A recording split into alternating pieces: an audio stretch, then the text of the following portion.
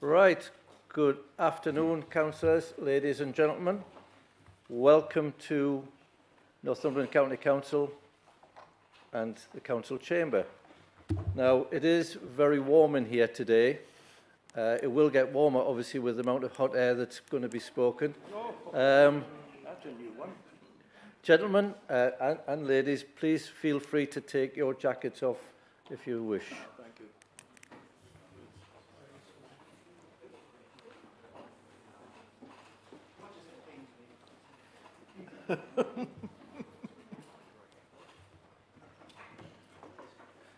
Right, good afternoon and welcome. I would like to remind you all that this meeting is live on the Council's YouTube channel. Before we move into this afternoon's proceeding, there are a few housekeeping matters I would like to bring to members and the public's attention. I would like to remind members and officers to stand when they are speaking in the chamber.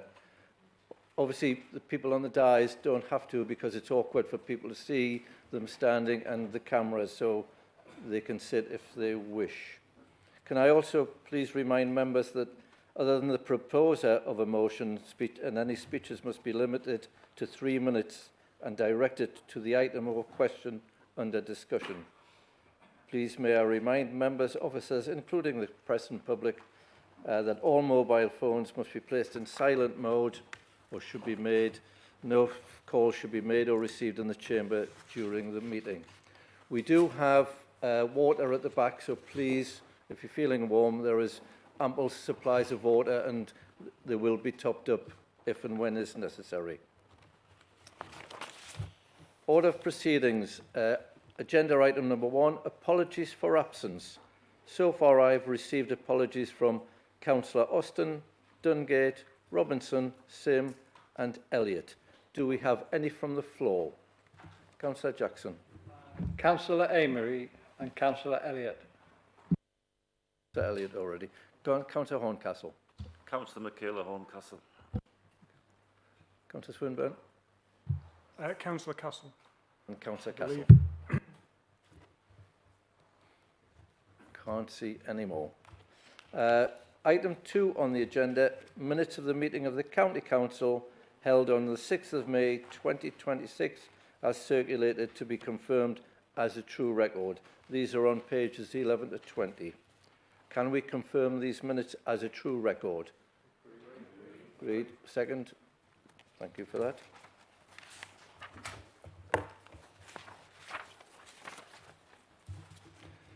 Item 3 on the agenda, disclosures of members' interests. Does any member have any interest to declare that have not already been declared to the monitoring officer before this meeting? Councillor Swinburne. Thank you, Chair. It's not a declaration of interest, just an explanation. My son is currently doing a PhD at Durham University in archaeology, and he is currently doing some work shadowing at the Northumberland Wildlife Trust to help them with as part of his PhD. So I just want to explain that because I think the Northumberland Wildlife Trust is perhaps involved in one of the motions that comes at the end of the agenda. I've discussed it with the monitoring officer and he's happy that that's okay. So it's just an explanation of that position. Thank you. Thank you for that, Councillor. It has been noted. Thank you. Item 4 on the agenda, announcements by the Chair, Leader or Head of Paid Services. Firstly, I am delighted to announce His Majesty the King's Birthday Honours Awards to those who are connected with Northumberland. We have Mr Christopher Mullen from Alnwick, who receives a knighthood for political and public service. Ms Samantha Allen, CBE, from Morpeth, Chief Executive, NHS North East and North Cumbria, an Integrated Care Board, who receives her CBE for services to the NHS. And she also plays golf at my golf club, so well done, Samantha. Mr John Marshall, OBE, from Felton, lately Chair of Newcastle Gateshead Initiative, who receives his OBE for services to the local economy in the North East. Reverend Canon Glyn Evans, MBE, from Morpeth, who receives his MBE for services to the community of Morpeth. Ms Margaret Ann Lester, MBE, from Bamborough, County Advisor and lately County Commissioner, Girl Guiding, Durham North and Northumberland, who received her MBE for services to girl guiding. Ms. Barbara Scrimshaw, BEM, from ANIC, fundraising organiser. The People's Dispensary for Sick Animals, who received her BEM for charitable services. And I think we should all give them a big round of applause.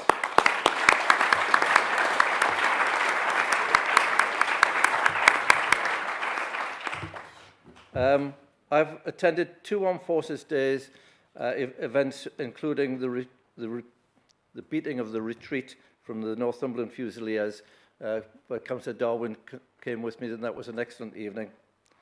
I've also attended 2 events commemorating the 110th anniversary of the Battle of the Somme, in which the Northumberland Fusiliers played an enormous part in that campaign and obviously in the rest of the First World War.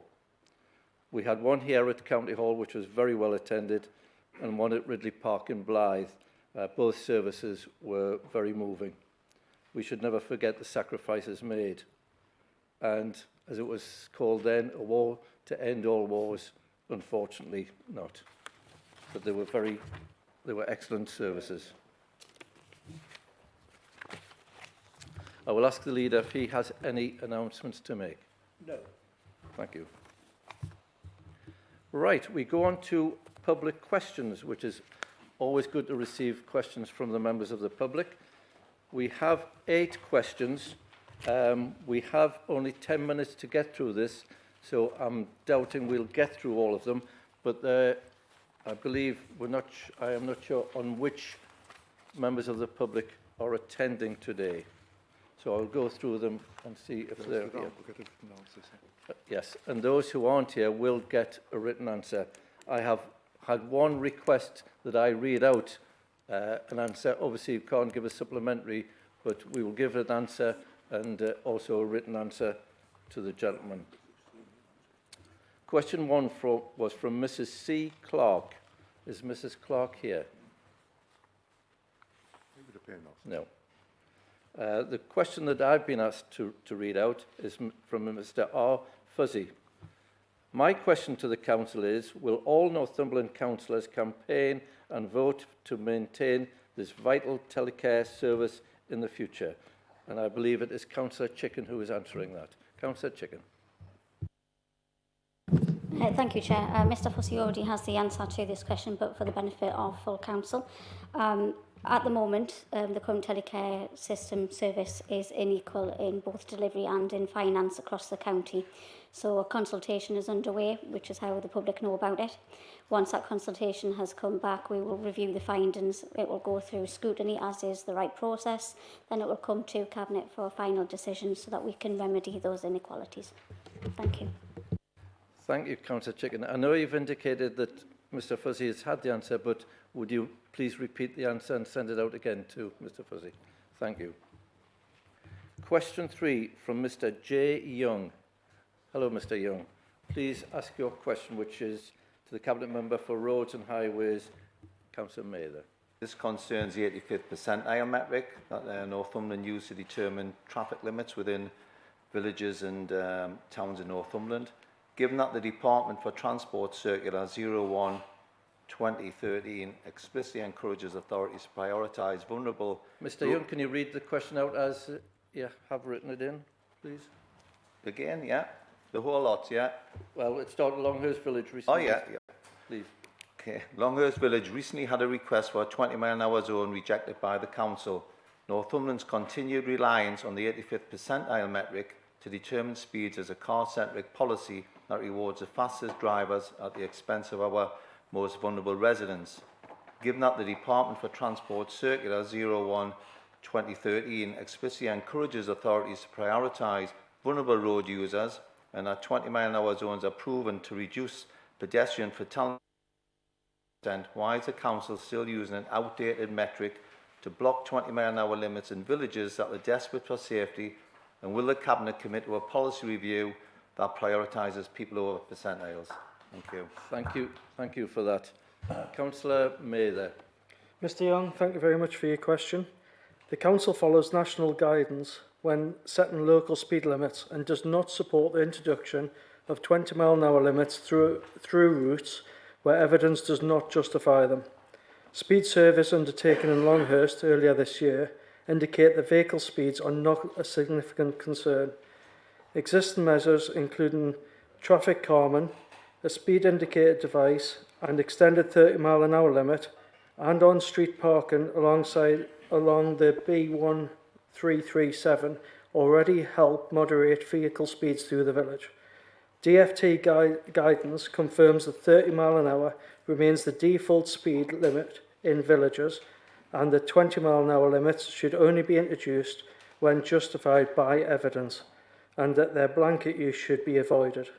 While the council recognises the benefit of lower speed limits in appropriate locations, any changes must be proportionate and consistent with national guidance. On that basis, no further action is proposed at this time. Thank you, Councillor Mather. You have the right to a supplementary, which has to come from the response from you've been given, and you have 2 minutes to ask your supplementary. Okay, thank you. The council placed a young woman with significant special educational needs within the affected road area in Longhurst Village under an education other than in school EOTIS package. This means the council has designated her home specifically a primary place of learning. How can the council justify maintaining a 30-mile-an-hour limit based on the 85th percentile, a metric that prioritises convenience of through traffic when it creates a direct safety barrier for a vulnerable student accessing a council-funded education? Given the council's duty of care, will you now abandon this car-centric metric and implement a 20-mile-an-hour zone? Councillor, thank you. Councillor Mather, Thank you. can you give a reply, or would you want to give a written reply? I'm happy to give a written to reply to that, as it involves an individual. Thank you, Mr. Young. You will get a written reply on that. Question 4 is from Ms. S. Seymour. Yeah. Question 5 is from Ms. L. Harrison. Ms. Harrison. Hi, thank you.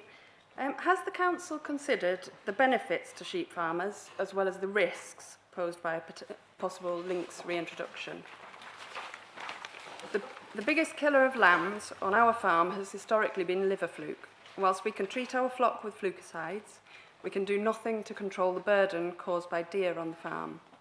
We, both humans and sheep, now also face a growing threat from tick-borne diseases, which are also spread by deer, whose population has dramatically increased in recent years. Deer culls have not been enough to keep these populations in balance, and I believe lynx could help manage the numbers.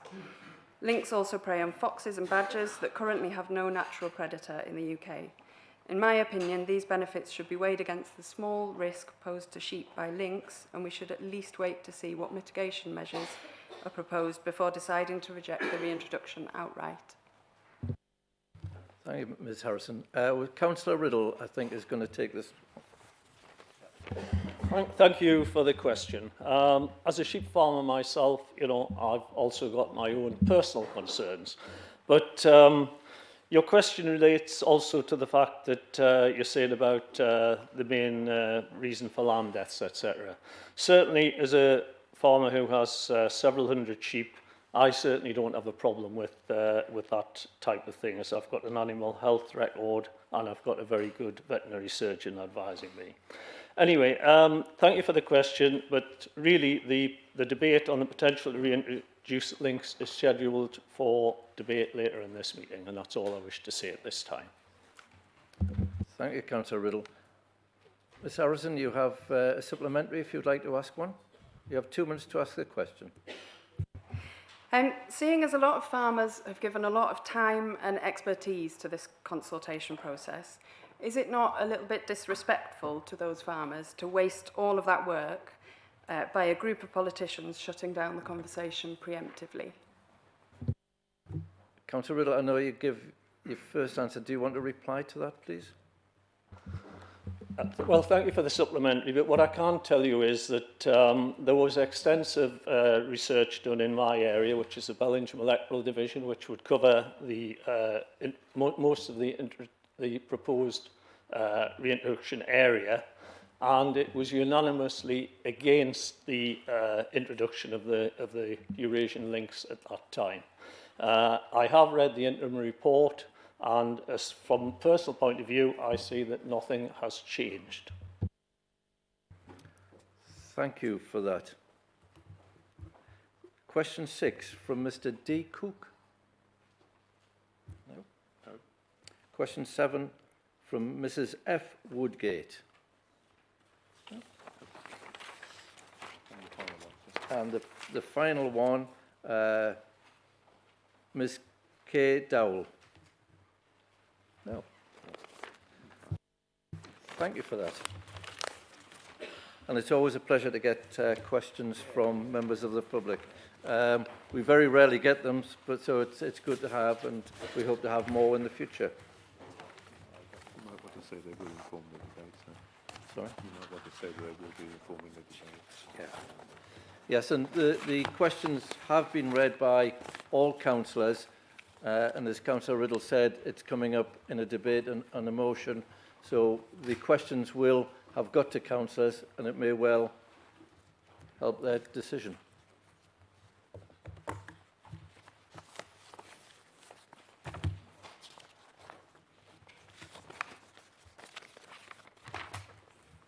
All right. Agenda item number 6, questions from members. We have 10 questions submitted. We have 20 minutes to get through this. Obviously, it's Chair's discretion, so we're going to try and get through as many as possible. Members, I must advise that you don't have to ask a supplementary, and the shorter your question and the shorter the answer, we'll get through more questions. The first question, again, I'll pick this one.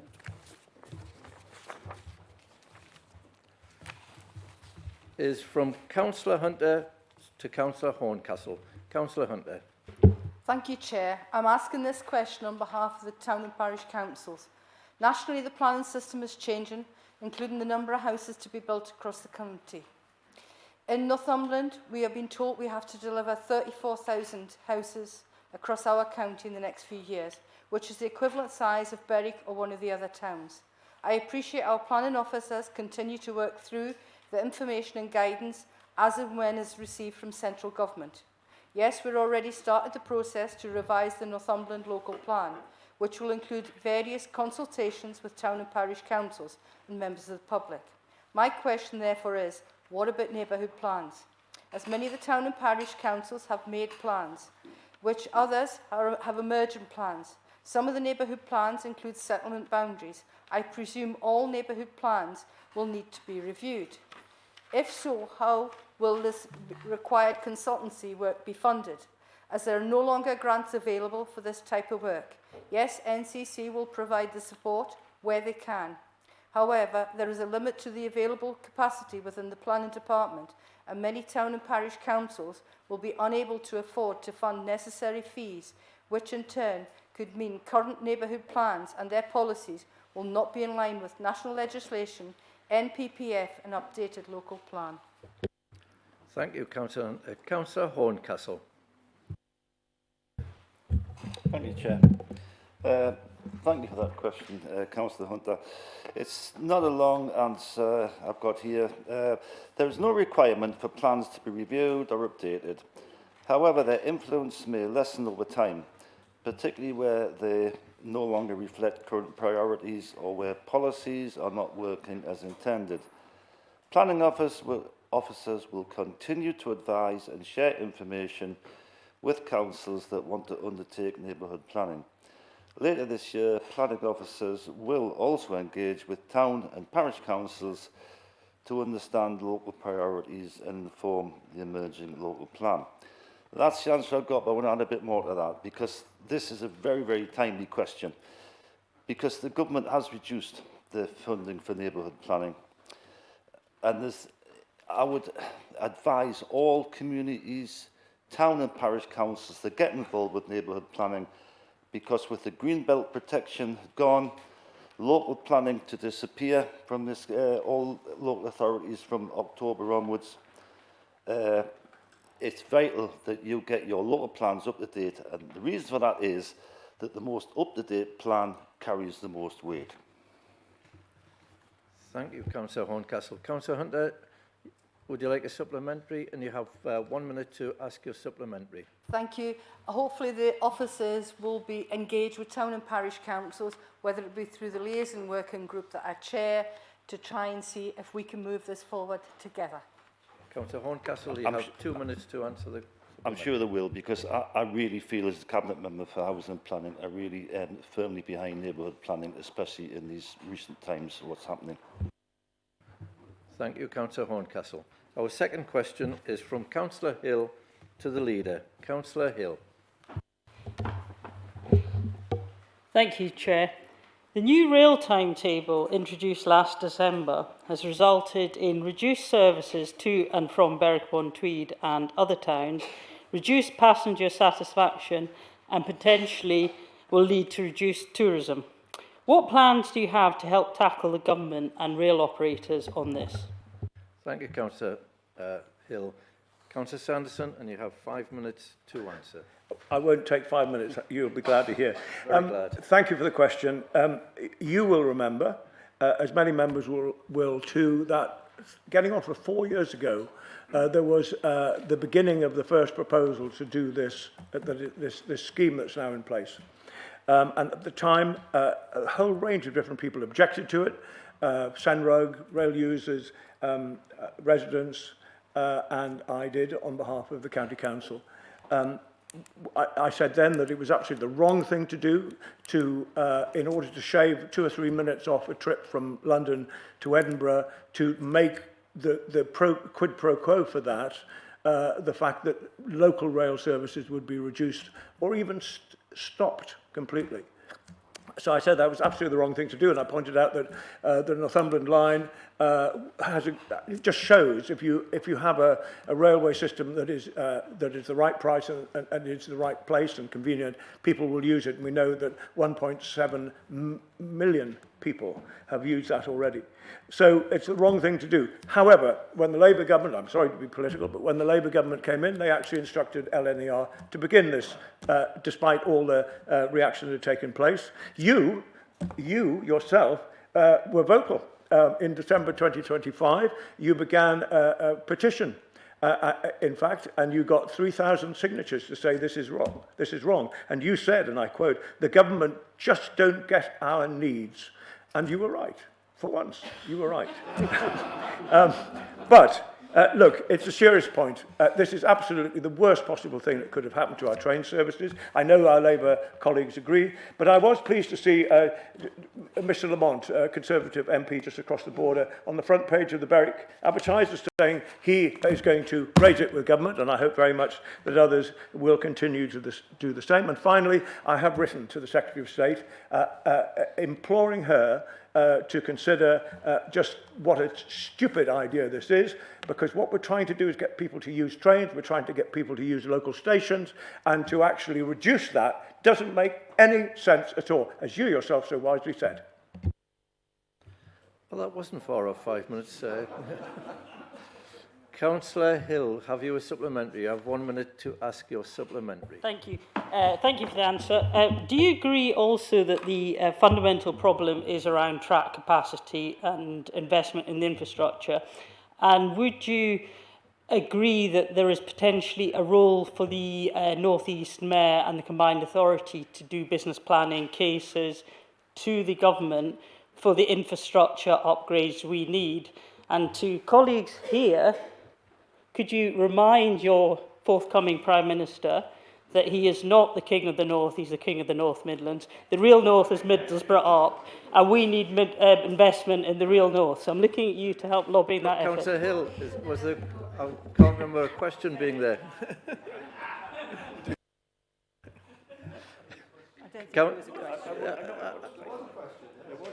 Councillor Sanderson, and you have 2 minutes. Okay, it won't take 2 minutes either. So that's a really interesting statement that you've made. The question, I think, was, what are we going to do about it? And we're talking about the capacity on the line, the East Coast Main Line. And the answer is yes, we are. We're talking to the Mayor about that. We're also talking to the Mayor about the extension of the Northumberland line up through Woodhorn and Newbiggin. She is on side on that. And I know that if we continue to make the case, we will do that. The East Coast Main Line is a hodgepodge. There's no question about it. You know that. We all know that. We need to have serious investment in it. Will the new government do it? We look to them, Scott, to see that happen. Thank you, Councillor Sanderson. Question 3 from Councillor Fairless-Aiken, again to the leader. Councillor Fairless-Aiken. Thank you. Given that Northumberland County Council currently employs 27 officers with salaries exceeding £100,000, a figure significantly higher than any other local authority in the North East and more than double most, does the council leadership acknowledge that the current staffing structure is top-heavy? Thank you. Councillor Sanderson. Thank you very much. Thank you for the question. Unfortunately, we've already covered this at our Staff and Appointments Committee, and the paper is here, which covers an extremely significant amount of work that was undertaken by our officers, following an amendment by the Reform Group, along with many other really valuable amendments from the Labour Group and others. We promised that we would look at all of those amendments that came up in the budget meeting, and we have done that. So what our staff have done, they looked at 10 similar county councils, Derbyshire, Durham, Cornwall, Buckinghamshire, Lancashire, those sort of councils that are quite similar to ours, to see how we compared. And the answer is, and the papers are online, it does give you that evidence that you would, I think, be satisfied about, that in terms of pay scale, we are roughly in the middle, between 3 and 4%, that kind of variance between the highest and the lowest. So as we said at that meeting, we're not the lowest, but we're not the highest either. And in terms of comparing with Durham, the Durham chief executive, and I'm sure he's worth it, actually gets paid more than our own chief executive, who is definitely worth it. And so when it comes to comparing salaries, we are pretty much average. And I would just say one thing, that when it comes to amendments, I am grateful to the officers for spending all this time, doing all this work, finding the benchmark that is correct, and then finding the evidence that I can present to you and others that shows that we've done that work. We will continue to keep an eye on this. I would like to stress the fact that we are a very rural county, probably the most rural county. I think we could no, am I wrong? I got a shake of a head from behind you there. I think we must be almost the most rural county, if we're not the most rural county. And please bear in mind that we provide over 200 services, all of which are absolutely beautifully run. I'm incredibly grateful to our staff. What I want is the best possible people to run this business, because a business is what it is. I want that, I need that, and that's what we have. Thank you, Councillor Sanderson. Councillor Fairless-Aiken, would you like a supplementary? And you have 1 minute. Yes, thank you. I want the best too. I want doers, not just delegators. So I would say, following up on that, I'm pleased to hear that. But in the interests of public transparency and to allow for direct comparison with neighbouring authorities, would the Council commit to publishing the specific numbers and percentages of staff across pay banding brackets, as others do? And what steps are being taken to ensure the workforce focuses on frontline delivery rather than excessive senior management? Thank you, Councillor Aiken. Councillor Sanderson, yes, I'm very pleased to be able to tell you that all of that work, I think you will find to your own satisfaction, is within this report that went to the Staff and Appointments Committee. If there's anything that's not in there that you want, let me know and I'll provide it for you. Right. We're getting through these very well. Councillor Oakley, and again a question to the leader. Councillor Oakley. Thank you, Chair. Has Northumberland County Council applied for government funding through the Council House Building Support Fund, specifically to support new council housing building in Northumberland? If so, how much funding was requested and what council house projects or housing delivery plans were included in the application? Thank you. Councillor Sanderson. Thank you. So I'm really pleased you've asked this question because it allows me to say, as I think you know, that at no time in the history of this county council has more money been coming in from a whole range of organisations, not just the government, from a whole range of different organisations. I'm very proud of that, proud of our officers to be really good at seeking bids and making successful bids. And what I can tell you as well is that we are actively working with NEMSA, which is the new name for NECA, which is which stands for the North East Combined Authority, which I'm sure you all know. It also stands for the North East Mule Sheep Association, but we don't call it that, we call it NEMSA. So we have got active bids in for that, Vicky, for affordable housing and rural affordable housing. And I'm actually very pleased to say that just yesterday we gave permission to build 3 new affordable homes in a little village called Embleton. We are very active in what we are doing in terms of building new affordable housing, not least recently in Seaton Gardens in Berwick, where because of Northumberland County Council putting in a subsidy and because of the good work of Advance and working with Benicia, we have constructed something like, well, it's over 50 houses there for shared ownership. And also for affordable rents. So we are really on the ball when it comes to affordable housing. Thank you, Councillor Sanson. Councillor Oakley, have you a supplementary? I do, thank you. Didn't really answer my question. I'm assuming that it's a no, that you haven't applied for council house funding, which is... It wasn't very clear.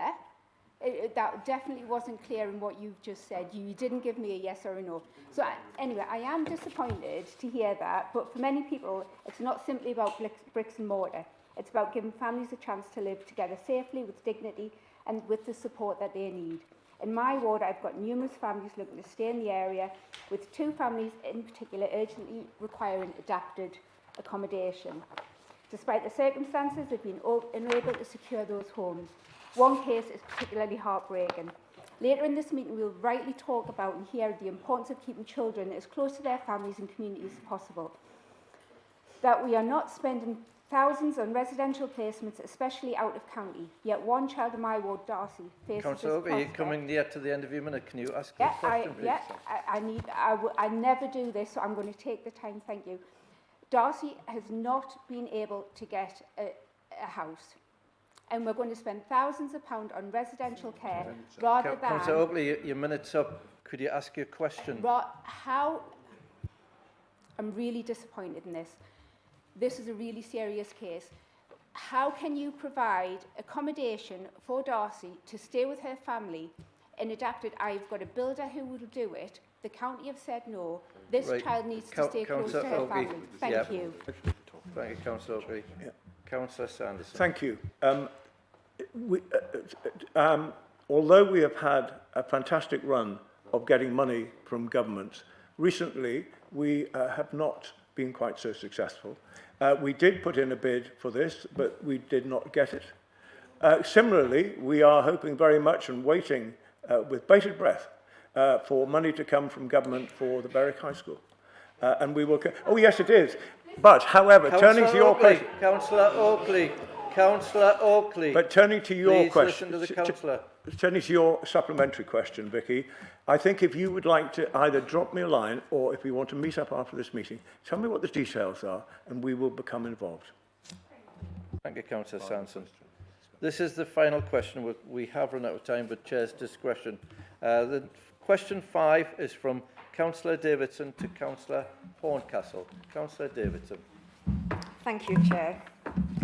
My question is, does the Council believe it is appropriate for planning applications to justify biodiversity net gain calculations by comparing land with unrelated off-site land which can be many miles away? Thank you, Councillor Davidson. Councillor Horncastle. Thank you, Councillor Davison. Statutory biodiversity net gain guidance states that habitat creation or enhancement within the planning application site should be prioritised where possible, located off-site if on-site is not possible. If on-site habitat creation or enhancement is not possible, the Council cannot refuse an application simply because we would have preferred for it to take place on-site. However, I'll add to that, since this is the last question. It is the last question, isn't it? Yeah, and you only have 5 minutes to answer, so... It's not quite as simple as that. It's not quite as simple as meterage, like if it's 100 square metres here, 100 square metres somewhere. The ecological importance of the site that's been built on or constructed on is looked at, and something very similar has to be replaced elsewhere.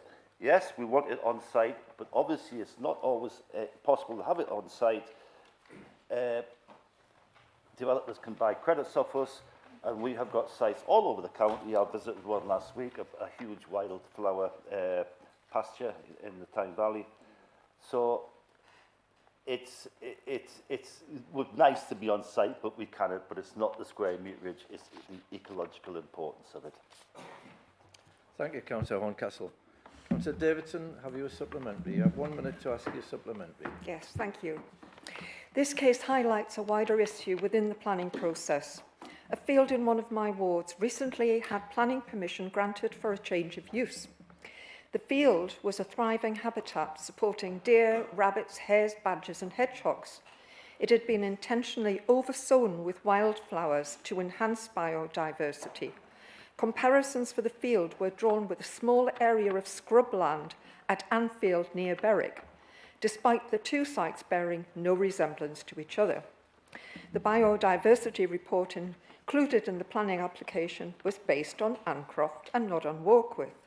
Does the Cabinet member agree that planning officers should be routinely required to undertake a site visit at the actual site in question, and that the current policy and assessment process should be reviewed to prevent similar concerns arising in future applications that may be inappropriate or misleading? Thank you. Thank you, Councillor Davidson. Councillor Horncastle. Okay. Yes, of course they should, but that's just towards the end of the process. At the start of the process, landowners all around the county apply to us to have various sites looked at, and they have to be agreed by our ecological officers to see if it's going to be suitable. So it's just not a matter of what you're saying, that you know, in your examples, you're probably correct in what you say, but that is the end of the process. We have got sites all over the county. I mean, we've got the Potland Burn site, which is all open cast site. Wasn't the best of land, but there's a lot of biodiversity credits being bought on that. So I'm quite willing sometime to meet up with you, because it's a very important question, because the amount of house building is going to be before long. If you think about the size of Berwick, Blythe, Morpeth and Holtworth being built, that you increase that 100%, you know, for your biodiversity plus 10%, there's going to be an awful lot of land going to have to be looked at in Northumberland and taken out of food production. So it's a very, very timely, important question. Thank you, Councillor Horncastle. Unfortunately, we've run out of time. The questions that haven't been answered will get a written response, or you can resubmit them for the next full council meeting. Councillors, we are getting more and more questions from councillors, and we do have the 20 minutes, but we can, and I'm quite happy for this to go to the Constitution Working Group, if you would like to discuss whether the 20 minutes is long enough. So if you wish, please contact me or the group leaders, and we can put it on the agenda for the Constitution Working Group.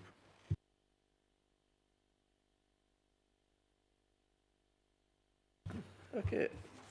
Agenda item 7, which is the annual report of the Leader of the Council. I would like to invite the Leader to present his report. Thank you, Chair. The report is in front of you. It lays out how we plan to deliver our objectives under the 3 priorities that we have, which we all share as a council. And it was something that we went through in a discussion that took place when we looked at our new corporate plan in March 2026, earlier this year. The 3 priorities are that we continue to provide value for money in all sorts of ways for our council taxpayers. Secondly, that we are aggressive in how we encourage new business and jobs and entrepreneurship. And finally, our tackling inequalities priority is just as important as all of those. I'd just like to just talk for a second about the tackling inequalities one. We have entered into a whole range of different partnerships with voluntary sector and with other bodies to make sure that we are delivering on the plans that we have for making it easier for a child born in a village not a few miles from another one, that child should have the opportunity to have the same chances, same opportunities in life. It's got to be wrong that is not the case now. And we are doing all we can as a county council. We can't do it all, but we are doing all we can. And this morning I was at a really good event in Newbiggin with over 100 delegates, including the Department for Education and others, talking about the best start in life for children and how we are doing generally really well, but we are going to make targets for ourselves to do even better, to make sure that we help those children, particularly that are requiring extra help, to go forward and to have the same opportunities, or the option to have the same opportunities. That's really important to me, and I know it's important to everyone in this council. Similarly, we are, as I said before, building affordable housing. We are creating better places for people to live who can't afford to buy freehold houses on the market. I wonder, could that be Andy Burnham, I wonder? You wouldn't be ringing me. And so affordable housing is very important to us. So I talked about the one in Berwick. We're also just about to start procuring a developer partner to work in the Hexham Middle School site in Hexham.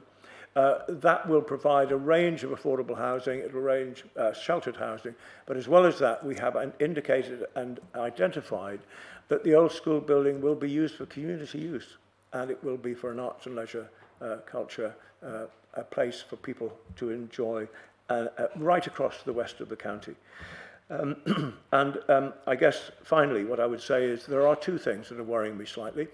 The first one is around the relationship, that I would like to have more direct communication with the Police and Crime Commissioner, because many of you have got isolated cases, not sometimes none, but some of you got really serious cases of antisocial behaviour and other issues. And I think I have invited the Police and Crime Commission to come and either address council or better to come to a member forum. And that invitation has been made and it will continue to be made. So I hope very much we can get that organised, because it's not for the want of trying, basically. And secondly, some of you may know about the scheme of delegation that is proposed under the new reforms by the government. That effectively will mean from October that most, if not all, unless there are really special circumstances, all planning applications will be decided by officers. That will then remove completely the rights of all of you, all of us, every member, the right to be able to speak up for their constituents in a controversial planning matter.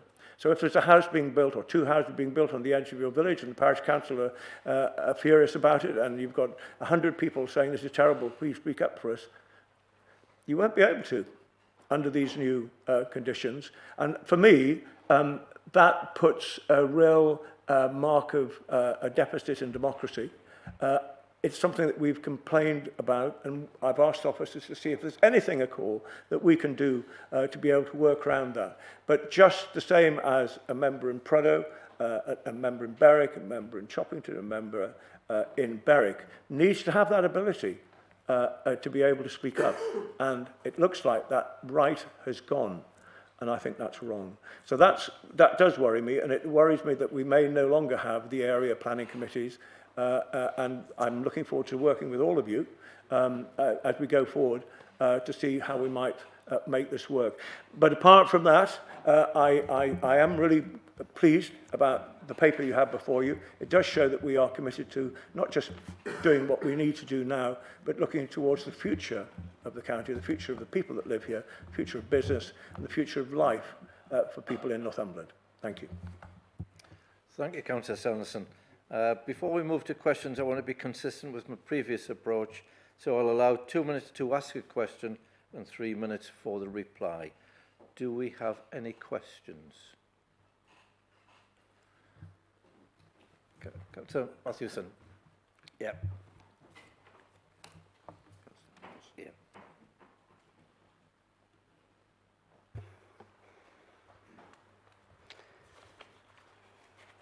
Just right, I have to get the microphone ready, sorry. Thank you, Councillor Sanderson, for your report. It reads as an impressive investment prospectus for the southeast of our county.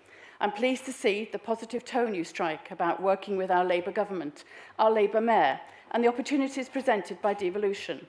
I also welcome your recognition of initiatives such as Connect to Work and Homes England. It all shows what can be achieved when an active and positive national and local government work together. As an elected member for Hawtwhistle, however, I could not help noticing that apart from the Hexham Middle School site and some extra care housing proposals, unfortunately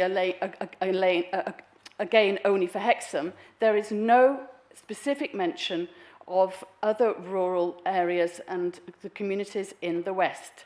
There's nothing on rural public transport, nothing on digital connectivity, despite communities such as Lamley, in my ward, being refused access to adequate broadband, and nothing on the enormous economic contribution of tourism centred on Hadrian's Wall and our national park. We seem to come under the vague heading of the wider county. I hope the leader recognises the geographical imbalance and will ensure that future reports and, more importantly, future investment strategies will give the same prominence to the opportunities and needs of West and rural Northumberland as they currently give to the South East. Thank you. Right, Councillor Sanderson, and you have 3 minutes to reply. Thank you for that. I don't agree. I think the whole county is benefiting, whether it's through our regeneration work, which affects all parts of Northumberland. In the West, I've just explained about the middle school site. That's not going to just affect Hexham. The Culture and Arts Centre will not just affect Hexham, it'll affect the wider West as well. So I would point you to, let's say, Berwick, where we are incredibly generous in Berwick. Yes, we are. And we are building... Borderlands and Oakland. Well, Borderlands... yeah, I'm coming to that. I'm coming to that. I'm coming to it. But I'll get there in the end. So, yes, so we're doing a beautiful new theatre in Berwick. That would have never been possible. We've got this wonderful whisky distillery in Wooler, thanks to very much to all the good people there. And we have Borderlands Town Deal. Now, you know this is true. We have the Borderlands Town Deal, which it just needs decisions made. A shared vision, a communal dedication to a scheme, and it'll happen. And so I don't agree. The options are all there for you, and we just need people to work together. And you, I am sure, will lead that. Thank you, Councillor Sanderson. Councillor Nicholson.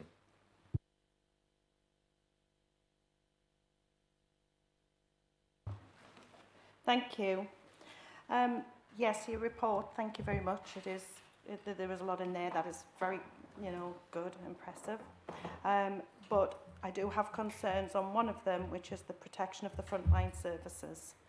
As you know, I did write to you earlier, and I'm sure a lot of councillors in this room will relate to the complaints that we're all receiving from our residents about the weeds and the grass.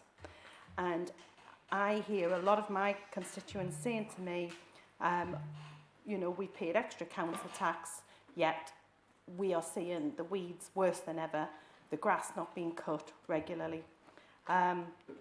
What can we do, or what answer can you give for us to give assurances to our residents that that is going to be put right going forward?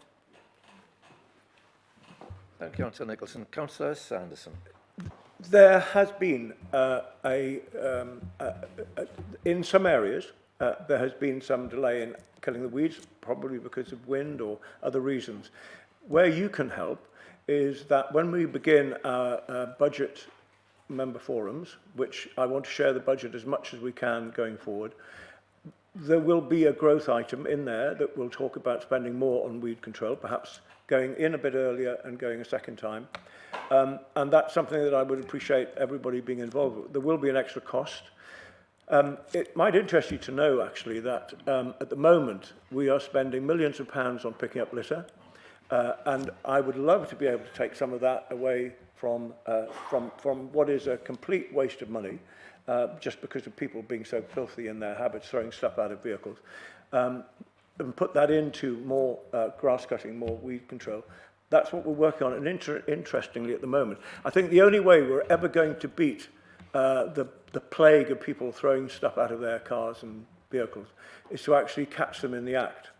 And we know that we've looked at covert cameras in the past and there are difficulties with that. But now there is the possibility of a new system that is fueled by AI, and we are hoping to introduce that to one particular road quite soon. That, if it works, we'll be able to identify the person that's thrown a bit of rubbish out and prosecute them for as much as we possibly can, for every penny they've got if possible. Because the way people think it's okay somehow, the way people, I think anyone that throws rubbish on the A189 in your area should have to pay. And that's what we want to do. So, so there we are. That's what we want to do. So we want to divert money from litter picking. 1 minute. And going, we want to divert money from litter picking and all that waste of money, closing the A189 for 4 nights, just pick up the litter in that area. We want to stop that. And yes, we want to make people pay. And if that means a high prosecution, that's what it'll be. Thank you, Councillor Sanderson. Councillor Dickinson. Oh, you're getting angry already. Settle down, settle down. It's not good for you, Glenn. I've told you before. You just need to chill a little bit. I love the report, Glenn. I'm really pleased with it. That's what you want me to say. But I wonder if you can take two things away from it, because just a little bit of frustration continually exists. You might in future, say for instance, not include things in the annual report that you've included in multiple other annual reports, so we've got something new to read. That would be really good. Secondly, though, I only want to focus on what you were talking about before, all joking aside, and that's democracy and the motions that were brought forward that talked about transparency and openness. And it won't come as a surprise to you that one of the things I'm going to quickly mention is Advance Northumberland, and we've had this discussion in leaders' meetings, and we've talked about working together to look at the refinance and all the other things. But I'm still really disappointed at how closed off it is from everybody, and how, well, Glenn, there's papers on the agenda for Cabinet, for instance, that are under closed session, and leaders haven't been told what they're about. And you could be signing off millions of pounds for Advance, you could be selling Advance, you could be doing whatever you want with Advance, because we wouldn't know, because it's a single party shareholder group. And this is something that I've raised with you on a number of occasions now, and raised during the consultation when the council moved from a cross-party board to a different model, and I've continually said it. So I just want in your report, as one of your concerns moving forward, but maybe just even a thought going forward, that you look at that in a more productive way to include, because you say in your report that you've got jovial, wonderful relationships with the leaders and you've improved everything with member cross-party, and if that's the case, let's keep it going, but let's talk about some of the real major things. It relates to a lot of money, a lot of assets, a lot of land, a lot of things that this council owns, and we can't see what's going on most of the time in its governance. Thank you, Councillor Dickinson. Councillor Sanderson. Well, I would say occasionally I can't believe what I'm hearing you say. Now, Scott, it's very naughty of you to say that, because you know perfectly well that you are invited, along with all the other group leaders, to come to the Advanced Shareholder Committee meetings. And if you can, oh yes, and if you can, oh yes, And if you came, I would invite you to speak, and I would want you to speak and encourage that. You also know that we had a special get-together, and I do think we get on well as group leaders. I think there's a good element of trust there, and that's the way it should be. And we've talked about where we're going with Advance, and we are holding a member forum in about a fortnight, the 22nd of July, where all of you can go and ask anything you want and ask for any information that you want. I was in Newbiggin this morning at this incredible event, and just across the road there was a lot of noise, and I wondered what that was. Do you know what it was?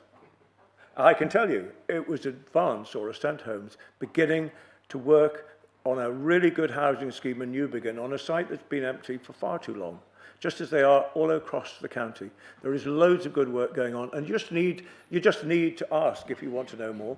But I will certainly make sure, and I'm looking at my monitoring officer here, I'm going to ask that he makes it clear that any any Advance shareholder meeting that takes place, you are personally invited to come. And then when you do come, which you are already invited, but never mind, when you do come, that you will be able to speak at your heart's content. Thank you, Councillor Sanderson. Councillor Flower. Thank you very much. I'm glad to hear you say that you lament councillors losing their ability to object to things. Does it apply to cycle paths? Because you certainly can't object to them, can you? You don't get a vote on it at all. It's just put in where you don't need it. And if I could just mention while I'm up, you've forgotten our anniversary. It's 1 year since reform came to this very chamber, and the warm welcome we received when we first got here. I mean, not warm sort of sitting by a fire, you know. First meeting. Councillors. But, you know, it was a very warm meeting at the time, but I hope that now we've overcome all that and we've got a much better working relationship, shall we say. But please do leave us with the ability to object to things that no one where we live wants. Thank you. Thank you, Councillor Farr. Councillor Sanderson, I think. Well, there's probably a question in there somewhere. You often object to things, and we never say shut up. We don't say it out loud anyway. No, we welcome challenge. I welcome challenge. I welcome members' questions. I would like it to go on far longer. I welcome that, and you continue to object and be, well, I won't say objectionable, but certainly continue to object. Thank you, Councillor Sanderson, I think. Councillor Dale. Thank you, and thank you for the report. Can I just mention, first of all, you spent this morning at Newbiggin, and you probably know that I'm really supportive. Right, sorry. Thank you very much. This morning you attended Newbiggin on a presentation on inequalities working group, inequalities. As you know, I have always been very supportive of Every Child Matters, and it's very important to me. And as a member of the Inequalities Working Group, I would ask that you give a report to the Inequalities Working Group of this morning's presentation. That would help, please. Secondly, I think all the way through we're working with NECA, we're working with the Mayor, and I think it would be appropriate. I asked about 5 months ago, 6 months ago, that we asked the Mayor to come here to meet the council members, and I thought it would be a really good opportunity to work together and for her to meet us, but also for us give her the opportunity to question her on various things, transport in particular. Thirdly, you talk about the protection of services, council services, and I think we've already had somebody who's mentioned our grass cutting, the verges, our litter. Can I add also to that the refuse collection?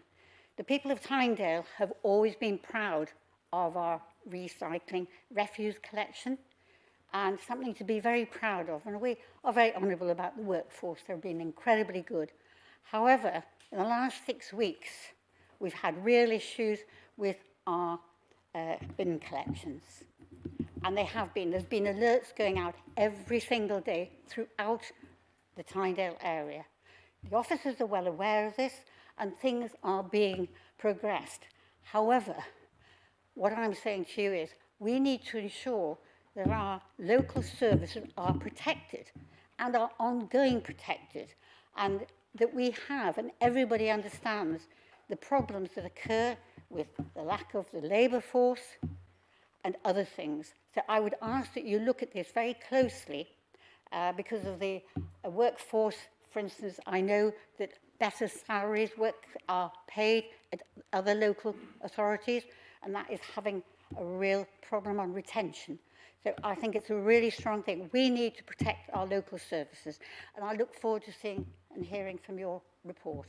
Thank you. Thank you, Councillor Dale. Councillor Sanderson. Thank you. So actually, what I would need to have is specifics about where you feel that the local services haven't performed as you would wish. I can say, though, that we have protected our local services, we've protected our frontline services, we've protected all of our over 200 services, because it's really important that we do so. And despite making sure that we continue to invest in those, we continue to have a very strong financial backbone here. And we are very proud of the fact that we are delivering so many frontline services of high quality. So if there are specifics, you must let me know. Please drop me a line, and I will make sure that we look into those.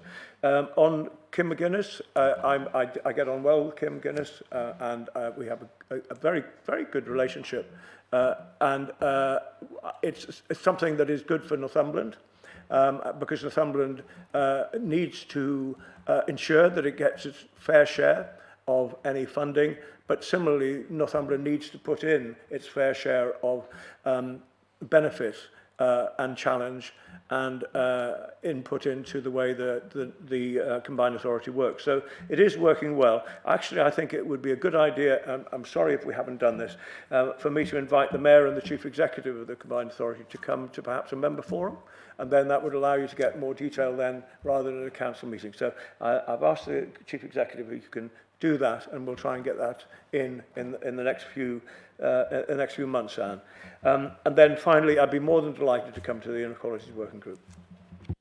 Thank you, Councillor Sanderson. Okay, we're going to move on to agenda item 8. Sorry? Last one. Archie, put your hand up a bit beforehand. I couldn't get it up any higher. Thank you. I wouldn't say that. Thank you, Chair. I would just like to ask the Council about the grass cutting in Amble. We've got a complete shed with all the grass cutting equipment in it, but Amble Town Council are looking at ways to fund this internally.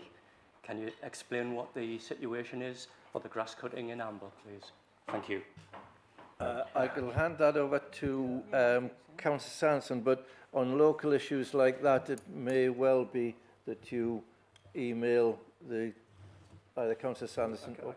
But so, I don't know the answer to that, but I know that Simon Nielsen, who is there, the good-looking chap with the white shirt, he's writing that down, and I know he will pick that up, Artie, and come back to you. Thank you, Simon. Thank you. Thank you for that. Thank you, Chair. You're welcome. Just bit beforehand, just give me a bit of... Right, as I say, we move on to item 8. Sorry, I think John Biddle had his hand up. I'm sorry, John, we've moved on. What? Right. It was a point of information as a Cabinet member responsible for refuse collection, just addressing Councillor Dale's concerns. I was aware that there was some posts and information put on the website about missed collections. This was due to an exceptionally high level of sickness, I'm afraid. 6 members of staff, and a number of those were on long-term sick. It had nothing to do with the football, I want to assure you.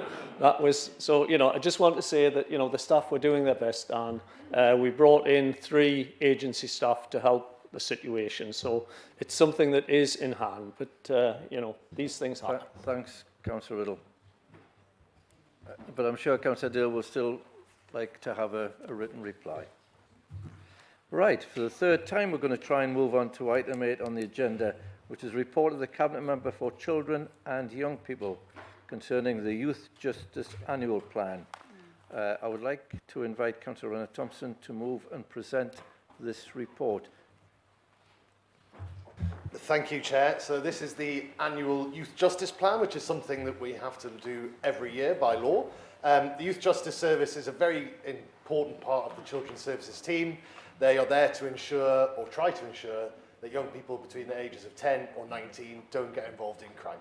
So we're looking at stopping reoffending, well, stopping offending in the first place, and if they have offended, about stopping reoffending. It is a long 60-page report, so I'm not planning on going through it all, but there's some key achievements and issues on the front page. I think the one that I like the most is the reoffending rate being reduced to only 23%. That means 75%-ish of young people that go through the service don't reoffend. And once a young person enters the criminal justice system, they often don't get out of it. So keeping them out of there is a good thing. The identified challenges, there are 2 bullet points there. Rising FTE. FTE stands for first time entrance. And this is specifically relating, bullet point 1 and bullet point 3, you'll see, traffic offences. And that's not cars, that is electric scooters and people running around. You know, we know there are particular issues in certain communities of young people on these electric bikes going around and causing bother. So that is where the identified challenges are. It has been identified by the youth service, and we are trying to do something about it. But over to you for questions. Thank you, Councillor Renner-Thompson. First of all, I must apologise. You're giving a report and you should have been up here on the dais. You presented the report. Could I have a seconder before we go to debate? Councillor Wearmouth. I would like to remind members this is about accepting the plan or not accepting it. It's not our role to rewrite the plan here today. Members, remember this is a debate and not questions. Do you want to go to debate or do you want to go straight to the vote? Straight to the vote, that's perfect. You've heard the proposals, you've read the report, and I'm sure you all have. Those in favour? If you can keep your hands up so we can have a... That's definitely I think it's carried. We'll just go through those against and any abstentions. It's unanimous. Thank you for that. Thank you, Councillor.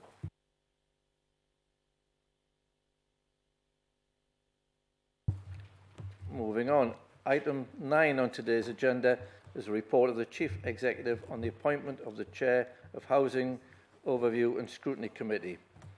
As you will see from the report, members, we have to appoint a new Chair of the Housing Overview and Scrutiny Committee. You'll be familiar with the procedure. It's the same as we appointed chairs at the AGM. Could we have any proposals from the floor, please? Councillor Baker. Yes, I'd like to propose Councillor David Swinhoe for the role. Thank you. Do we have any? Yeah. Do we have a seconder for that? Second, Councillor Fitzgerald. Do we have any other nominations from the floor? We don't. In which case? We will go to the vote, though. I know we don't need to, but I think it's always best to have a show of hands. That is noted, Chair. Could we have a show of hands? All those in favour for Councillor Swinhoe? That's carried. That is carried. We'll have abstentions. Councillor Hill. 3 and against. That's carried. Yeah, that is carried. Thank you, councillors.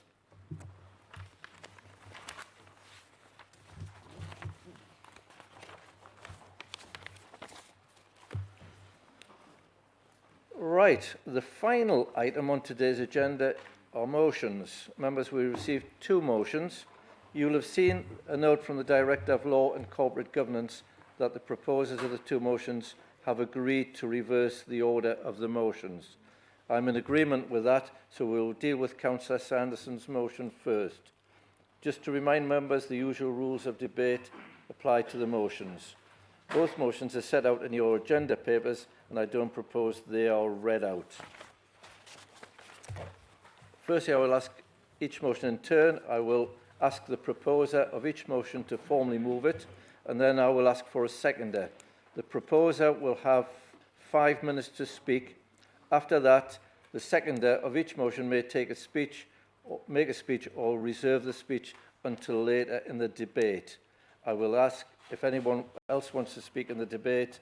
please obviously indicate by raising your hands as soon as possible.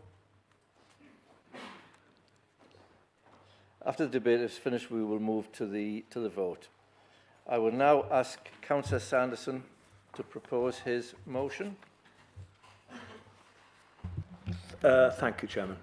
The motion is written in front of you, members. I am not going to go through it word for word. I would just simply say that I've been very grateful to the Mayor for being very supportive in not just co-signing a letter to the Secretary of State asking for a rethink and recalculation around the value for money argument that was used around this subject. I have made it clear that this is you will not find me blaming anybody or talking about somebody or another government or things people have said or not said. This has got to be, in my view, something that's cross-party, and I'm really grateful to the group leaders who have shared this motion with me, and the value of that will be really important, I think, to maintain that non-political argument. So there are 3 points to it. The first one is that that I will write again, that I will ask for an urgent cross-party meeting with the Secretary of State so that all group leaders would be involved in that. Thirdly, that we talk to key partners, and within those key partners, members, there will be some extra resource, if you're happy with this, to Stuart McNaughton's team to provide data and evidence to demonstrate that there really is an argument for reopening the decision. Instead of just kind of words, we are wanting to transmit this into action so that by hopefully early September, there will be evidence that we can put forward to National Highways that will, I think, force them to review the business case and allow us to move forward. So there we are. This is, as I say, a result of really good cross-party working. So I'm formally proposing it, and I think it's being seconded by my colleague in the Liberal Democrats. Thank you, Councillor Sanderson. Could we have a seconder, please?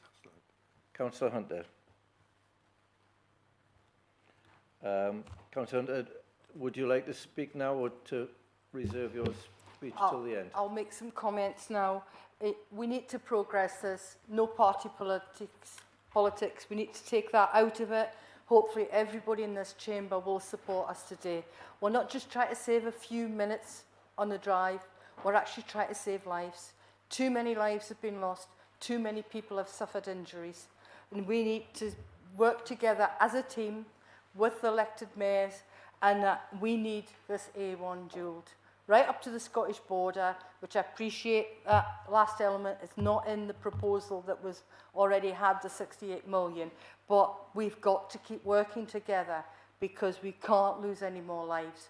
Accidents are happening daily now, and there's too many lives getting lost. So please, I'd ask members to support this. Thank you. Thank you, Councillor Hunter. I've got Councillor Hill and then Councillor Dickinson. Councillor Dale. Thank you, Chair. I'm glad Councillor Hunter just mentioned the important point about up to the Scottish border, because the proposal for dualling was 13 miles and some of the recent serious accidents have been in the part that was never in the proposal to for dualling. I'd like to make an amendment if I can, and I think it should be non-controversial, and I presume Glenn and Isabel would agree to this. It's because it's cross-party. Could I suggest that you also write to the leaders of all the main parties in Westminster, and given we've got a 5-party system and potential for coalition, so obviously the Conservative Party, Reform, Green Party, Lib Dems and Labour, ask for each of those leaders to give a position statement on their views on dualling the A1. So it's an addition to write, to get position statement from all the party leaders, so it's not just seen as bashing the government. Thank you, Councillor Hill. And just to remind councillors, you have 3 minutes to speak on this. Councillor Dickinson. Thank you very much, Mr. Chairman. This very much has been a cross-party thing for a long time. It was quite interesting, actually, at the group leaders meeting when Glenn started talking about this, and he talked about, passionately, I have to say, about the length of time he had campaigned for the dualling of the A1, which superseded my entire life. So that's how long this has gone on. And I think this is a monumental moment almost in the county's history in terms of the fact we've managed to neutralise the politics to work together on something that benefits everybody. And it benefits business, it benefits individuals, it benefits the economic value to the county, it benefits everything. And as someone whose parents were in a serious accident on that stretch of road, it's quite personal to me, and it always has been. But it's personal in terms of the volume of correspondence we receive from all of us who represent wards along the strip about people getting on and off, about all the other issues that arise. So I urge everybody today not to turn this into something that it's not, to have wise and constructive comments like I am hopefully giving, and that we all unite behind it and support this, because a united voice, together with Glenn's, the Mayor and others in other forums, will be much more powerful than any of us tearing chunks out of each other about who did what and who didn't. So I'm more than happy to pledge the Labour Group's support to it, and I hope everybody else follows. Thank you, Councillor Dickinson. Councillor Bridget. Yes, Mr. Chairman. I'm hoping, although the A1 isn't in my patch, and I'm happy to support this motion, I'm hoping that specific reference is also made in whatever working group and whatever representations are being made to government, and this affects you, Glenn, it affects me, it affects Councillor Thorne and Councillor Mather as well, the increase in traffic that we're seeing on the A697 now as a result of people avoiding the A1, and we are seeing an increase in accidents on the A697 as a result of that, so that should also be a priority as well. Thank you, Councillor Bridget. Councillor Dale. Thank you. I can't just... Is that working out? Right. So everybody will support this, and I'm glad, hopefully, people will listen. Can I just add one or two things, please? I do have the A69 in my area, and there are various issues there which I think you pertain to the actual dualling of the A1. So could you actually ask also to look at slip roads off the dual carriageway as it is now? Also, to have bridges where there is a crossover, a big crossover where you have a lot of heavy traffic crossing over, but also the central reservation and the use of the central reservation on dual carriageways. I have been through this before, and we had 13 deaths in one area, one crossover. And I just think we need to make sure that Highways England understand that we want a dual carriageway, but please, can we look at more safety measures on the areas that we already have dualled?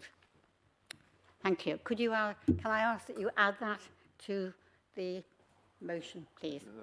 Thank you. No. Thank you, Councillor Dale.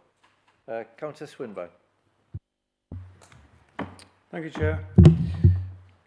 Particularly in the north of the county, many of us, our residents, our friends, our loved ones use the A1 every day, every week. The last major safety upgrade on the A1 that I'm aware of was when the section from Felton to Alnwick was upgraded to dual carriageway, which is 30 years ago. Traffic has risen substantially since then. We've all sadly witnessed accidents and near misses, and safety needs to be at the absolute forefront of our minds. We shouldn't forget, however, that A1 doesn't exist in isolation, and so the wider conversation needs to include improvements to rural bus services. It needs to include bus services meeting train services, and it needs to involve, as we've heard about already today, a more comprehensive timetable for the East Coast Main Line. because all those things will take traffic from the A1 and make it safer for everyone else who has to travel on it. The motion requests government consider a long-term solution on safety, but what residents are also asking me is what is being done in the short to medium term to keep people safe. Therefore, we should also be actively considering an evidence-led safety improvement schemes, and nothing should be left off the table. So, we could include looking at average speed cameras, which have been shown on other roads to actually improve the safety record. We should be looking at improvements to the most dangerous junctions, and we should also be looking at improved crossing points for vulnerable road users. Therefore, we should also be asking our highways officers to prepare an evidence-based report on A1 safety with options for substantial short to medium-term safety improvements to reduce serious injuries and deaths. This to be considered cross-party and presented to the Secretary of State to secure immediate funding for these safety improvements. That wouldn't take away from what is on the table today, but it might bring forward some of those urgent safety improvements we would all like to see. Thank you. Thank you, Councillor Swinburne. Councillor Oliver. Thank you, Chair. It's really good to hear a sort of a very mature cross-party approach to this really important issue. And safety must remain the primary reason for us all demanding this upgrade. But it's also really important that we think about the economic impact that this very poor road has on our region. We have GDP per head less than half of that in London. And then if we're ever going to sort of catch up with London and the South East, we need a proper transport infrastructure. So we must make the case for it on economic grounds as well as safety grounds. Thank you, Councillor Oliver. Councillor Dodd. Thank you, Chair. I attended, along with Councillor Flowers, yesterday the mayoral overview and scrutiny. And I brought up an old subject I'll bring up because the A1 was on that list, or we tried to get it on that list. And it's not just about the A1 North. It's about the A1 South. I had to drop a car off at the Team Valley the other day. In all my life, I've led cattle and sheep into the Tyneside Auction Mart, which is for people younger than Scotty, where B&Q is. Because there was a big raft of land left for this A1. In all my life, that A1 has been built south of the A69 junction to the Angel of the North. And the millions, if not billions, that has been spent on that bit of road for the last 40, 50 years or more. And it's no better than it was years and years ago. So if we ever do get near, and we've been near before, of getting this road right, let's hope that when we do get it right, we don't make a botched job, because there's been a botched job made of the A1 south to the Angel of the North. Because every time you come across it, you go bang, the traffic stops right in front of you. So I think, yes, we do desperate for this, because you never hear of fatalities, I don't anyway, on that section of the A1. But on the A1 north of Morpeth, it's all the time, virtually weekly. So let's do something. Thank you, Councillor Dodd. Councillor Baker.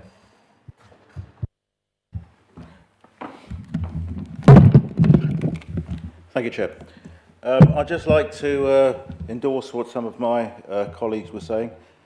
Councillor Oliver made a very good point about the economic benefits of the dualling and how that would help develop the county. And Councillor Dickinson spoke very eloquently, and I thank you for sharing that memory of your parents and their accident there. It's common sense.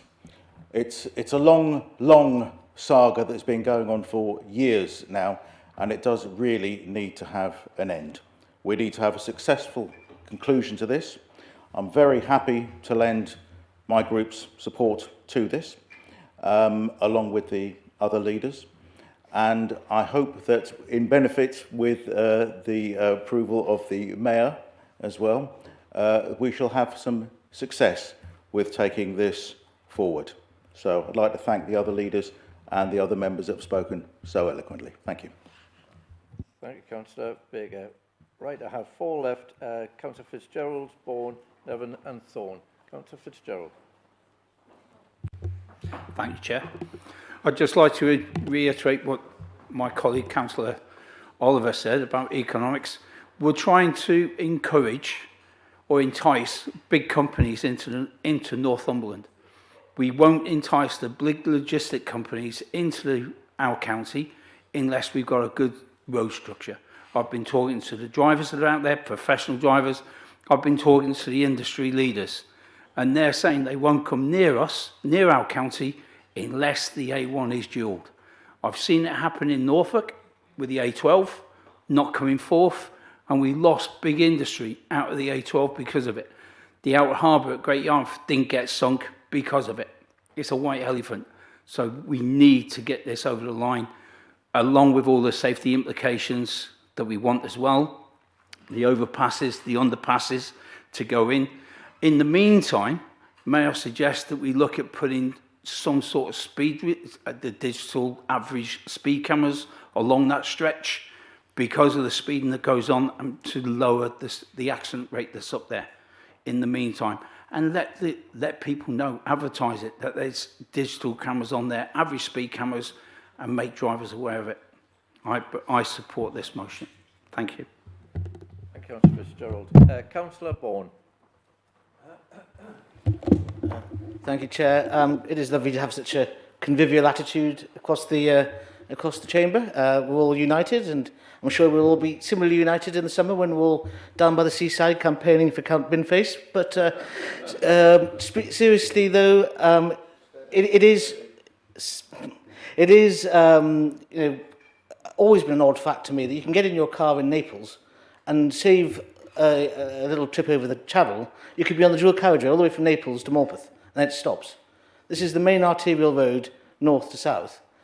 And, there's many reasons we need to do it. But I think the leader identified it in his speech. The main issue is the way that value for money is calculated by the Department of Transport. They crunch the numbers in a certain way, which always impoverishes us because there's less of us up here, and I can't identify the per pound economic benefit. Now, I really appreciate that the work this council is going to do, practical work, to make that business case on the metrics the Department of Transport use to show them that their numbers need to be crunched in a different way to make this case work, because it's value for money, it's value for lives. It is a no-brainer to us, but we need to sell that to London, to the Department of Transport, in the language they understand. And that's why I think it's very important that we do that background work within the council, building that case. Thank you. Thank you, Councillor Bourne. Councillor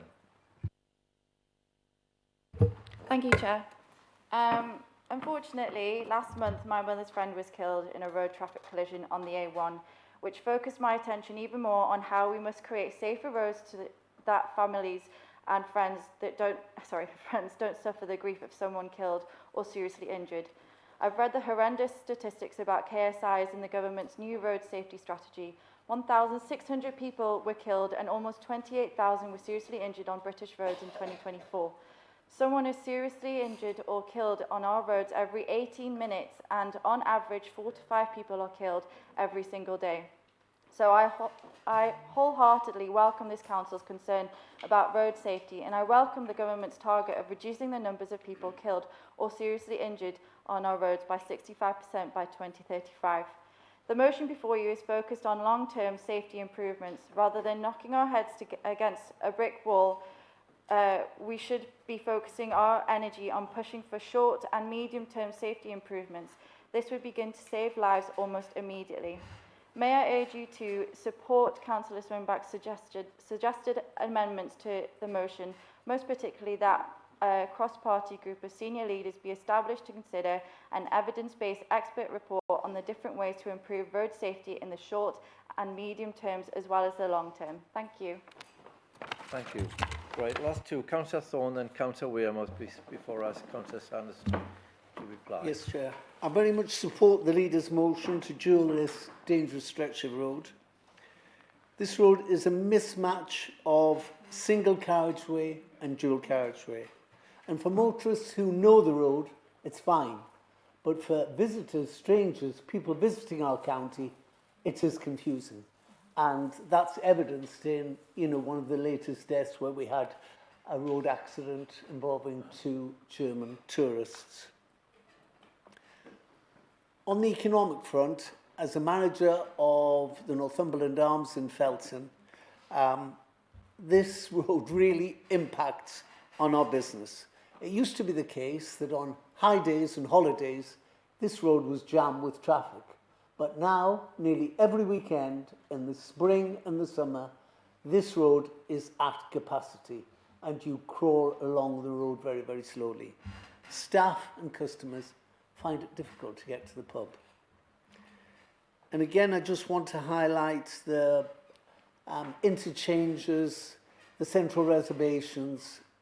It's tricky for slow traffic and old people often to get across the A1 safely. Speeding traffic, you take your life in your hands. So, even in the hotel, people ask me, is there a safer way to head north without going to the north exit of Felton, where the traffic's very, very busy? We've been campaigning for the dualling of the A1 for far too long. We must get on and we must deliver to prevent any more deaths. Thank you. Thank you, Councillor Thorne. Last one, Councillor Wearmouth. Thank you. I wasn't going to talk on this, but just listening to some of the debate and discussion, I just want to make a distinction from my perspective. This is very much about making sure that we campaign and deliver on dualling of the A1. It's an absolutely critical thing. It's the only thing that will make that road safe. It doesn't mean, I really need to emphasise that my team and working with Glenn, that we're not busy lobbying for more safety, for all of the other things that's been talked about. That's also happening. Yeah. But this motion needs to be really clear. We need to dual the A1 to stop people dying, to make sure that it's safe, and to make sure as well that we build our economy in as strong a way as we can. And so I wouldn't be supportive of anything that really didn't make that clear. There's been other comments about the A69 and other junctions and so on, but please rest assured we're working on those all of the time. That is always happening in the background. We're always talking to National Highways about these things. Similarly, I know that there was a point made about engagement with national leaders and writing to them. Might I suggest, Councillor Hill, that I think that what all of the parties here should do is go away and engage with their leadership, educate them on it, rather than just write to them. Some will be much more understanding and have a much better picture already of what's going on. We don't want some sort of knee-jerk reaction that's it's difficult for anyone to row away from. Not that I'm suspecting that that would be the case. Let's make sure that we really put the effort in to educating everybody who doesn't sit here, doesn't see the Chronicle, the Gazette, the Herald reports of yet another death on this incredibly dangerous piece of road.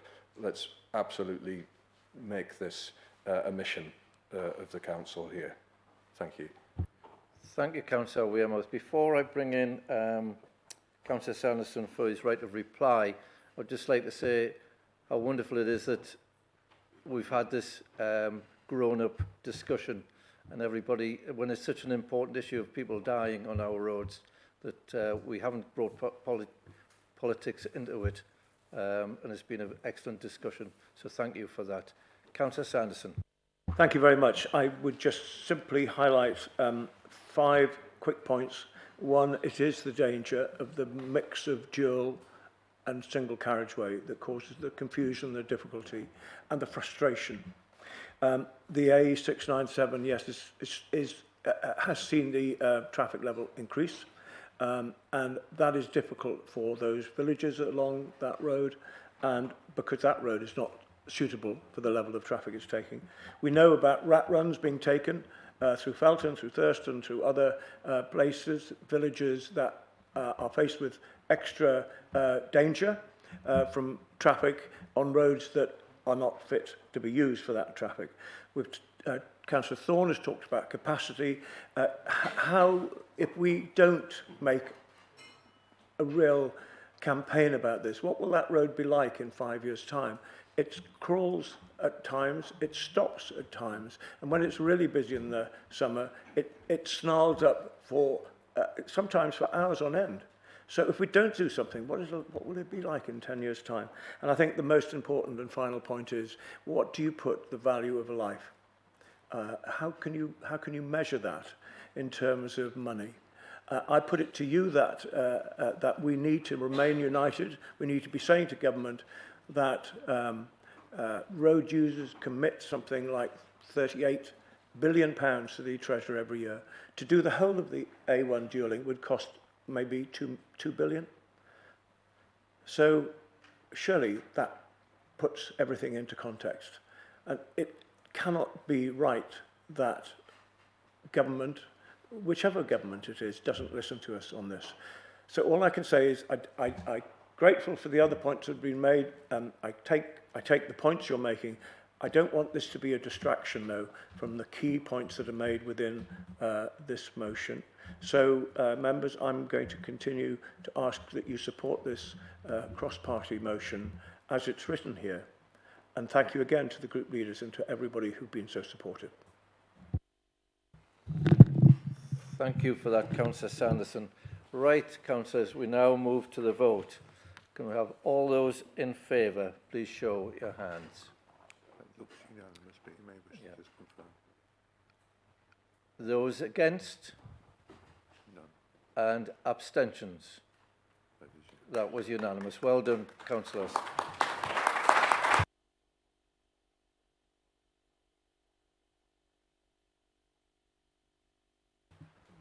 Thank you for that.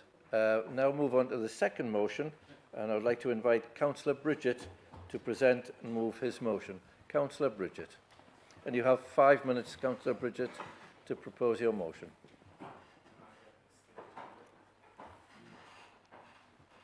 Mr. Chairman.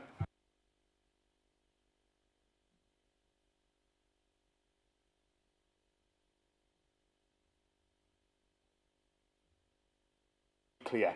This debate is not about whether we value nature, biodiversity matters, or about whether the Eurasian lynx is a magnificent animal. It undoubtedly is. The debate is about something far more fundamental. It is about whether introducing an apex predator into one of England's largest working rural landscapes is in the best interests of the people who live, work, and invest in Northumberland. I do not believe it is. Mr. Chairman, this is not the first time Northumberland has faced this proposal. In 2018, the Lynx Trust submitted an application to release 6 lynx into Kielder Forest. The proposal was considered in great detail by Natural England, DEFRA and the Secretary of State. It was ultimately rejected, and this was also the case for their second application in 2022. The Northumberland National Park Authority also considered that proposal. Its 2018 report did not simply ask whether lynx could survive ecologically, it asked whether the proposal was actually ready. It raised concerns about long-term governance, funding, liability, monitoring, stakeholder support, livestock impacts, and what would happen once animals inevitably dispersed beyond the proposed release area. Those concerns were real in 2018, and they are real in 2026. Many of them remain unanswered today. Mr. Chairman, the supporters of this proposal often speak as though Northumberland is some vast, untouched wilderness. It is not. Northumberland is a working landscape. It's home to sheep farmers, foresters, gamekeepers, tourism businesses, rural contractors, and communities that have shaped this countryside for generations. Kielder itself is continually described as the perfect habitat. But Kielder is not an ancient natural woodland comparable with the forests of Scandinavia or Eastern Europe. It is one of Europe's largest commercial conifer plantations, managed primarily for timber production. It is subject to rotational harvesting, large-scale clear felling and replanting. To suggest this is somehow identical to the forests in which lynx evolved is at best an oversimplification. Our countryside is not frozen in time. It has changed dramatically over the last 1,300 years since lynx disappeared from Britain. And any proposal must recognise the landscape that exists today, not the one that existed in the Dark Ages. Mr. Chairman, I want to speak about our farming community, because I genuinely believe they are too often portrayed as obstacles to conservation. Nothing could be further from the truth. Northumberland's farmers manage thousands of miles of hedgerows, maintain hay meadows, and restore peatland. They create habitats, they participate in stewardship schemes, they look after the landscape that millions of people come here to enjoy, and at the same time they produce the food that ends up on every one of our tables. Yet despite all of that, they are repeatedly told that they should simply accept another burden. Supporters often say livestock losses will be minimal. Well, if they are so minimal, why do countries across Europe operate compensation schemes? They employ specialist response teams and invest in livestock protection measures. The answer is simple: because predation happens. Compensation might reimburse the value of an individual sheep. It does not compensate for stress-related livestock losses, sleepless nights during lambing, or compensate for additional management costs. Mr. Chairman, conservation only succeeds when local people have confidence in it. That brings me to perhaps the biggest weakness in this proposal. We keep hearing one figure, 72%. We are told that 72% of respondents support lynx reintroduction, but every member in this chamber should ask a very simple question. 72% of whom? Where do those people actually live? How many are from Rothbury? How many are from Bellingham? How many are from Wooler? How many are from Kielder and North Tyne and Reedsdale? How many are from the farming communities that would actually live alongside lynx every day? To date, I have seen no transparent geographical breakdown demonstrating that this headline figure reflects the views of those communities that will bear the consequence of this decision. What I do know is that the consultation roadshow has extended well beyond Northumberland's affected rural communities. Now, there is nothing wrong with asking people across the region for their opinion, but we should not confuse regional interest with local consent. The person living in Newcastle who thinks reintroducing lynx sounds like a wonderful idea will not be checking their sheep at 5 o'clock on a freezing February morning, and they will certainly not be dealing with livestock losses. The people whose voices should carry the greatest weight are those who actually live and work in the landscape where these animals are proposed to be released. That is what genuine community consent looks like. Once breeding lynx are released into one of Europe's largest forests, this is not an experiment that can be simply switched off. These animals will establish territories, they will disperse, they will breed. Northumberland already has important conservation priorities: curlew, lapwing, black grouse, red squirrels and hen harriers. Species whose recovery has taken decades of hard work by volunteers, land managers, farmers, gamekeepers and conservation organisations. Introducing another predator into these already complex ecosystems inevitably introduces another variable. Even where scientific opinion differs on the scale of those impacts, uncertainty itself demands caution. Conservation should proceed on evidence, not optimism. Finally, Mr. Chairman, I want to say this. There is a narrative promoted by some that if you oppose lynx reintroduction, you are somehow anti-nature. I reject that entirely. Supporting wildlife does not require us to support every reintroduction proposal. Conservation is about balancing ecology with economics, nature with people, ambition with practicality. The countryside is not a laboratory. It is where people live, it is where families farm, it is where businesses invest, it is where communities have built their lives over generations. Mr. Chairman, this motion is not anti-conservation, it is pro-democracy, it is pro-rural communities, it is pro-farming, and it is pro-common sense. I therefore ask members from every political group and those of us who sit as independents to support this motion and send a clear message. Northumberland County Council supports conservation, but it also supports its farmers, it supports its rural communities, and it will not support the reintroduction of the Eurasian lynx into Northumberland. Thank you. Thank you, Councillor. And you just about managed the, well, not well enough, but quite well. Thank you for that. We need a seconder for Councillor Bridget. I'm happy to second. We've had, yeah. Thank you for that. Yes. Right, before we go to the debate, we have an amendment which I believe has been circulated. Or it is being now. It will be. It has been discussed with group leaders, I do understand. And I'm happy to second it. And the proposal. Thank you. Councillor Bridget, I think you've seen the amendment. Are you happy with the amendment? I am happy for Councillor Sanderson to take all of the credit for this motion as long as it passes. Is that an affirmative? Is that a yes, Councillor Bridget? So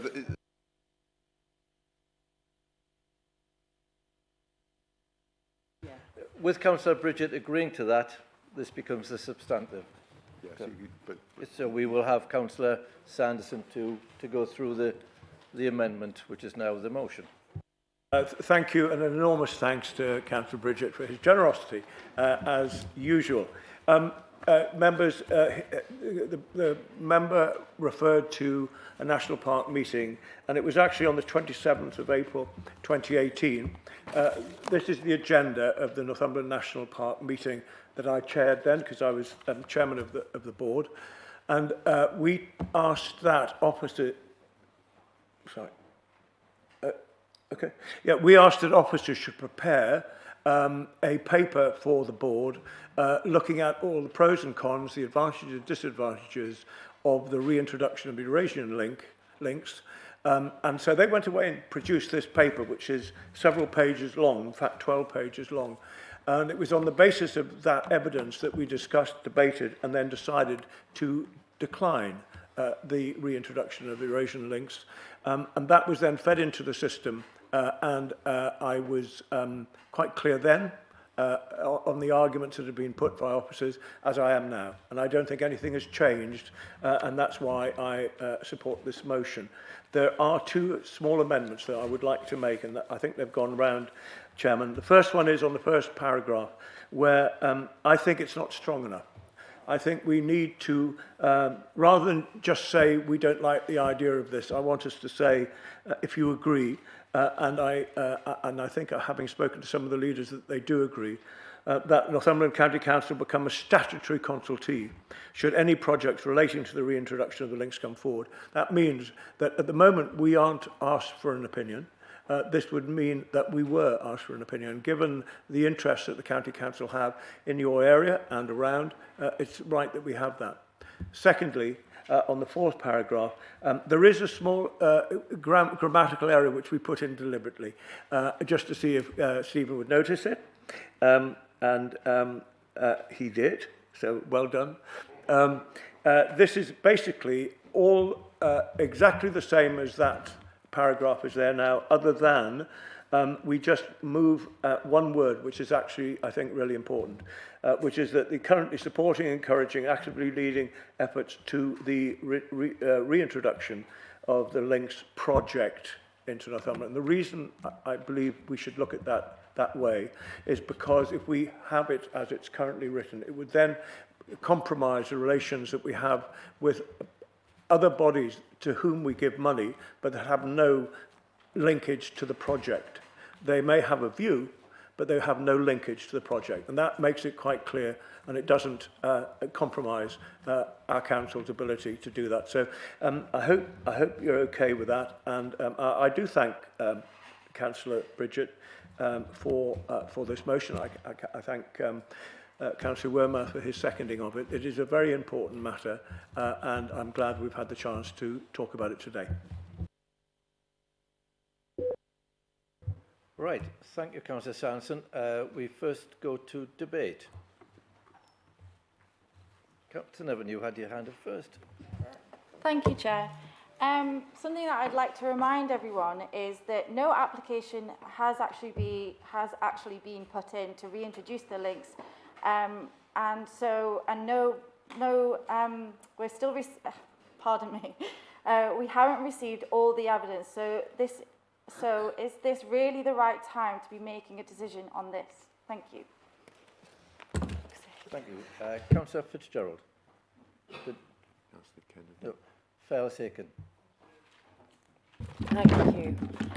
Bit of a contrast with the first motion, which was quite unified, although it was eloquently spoken. I'm urging you to reject this motion.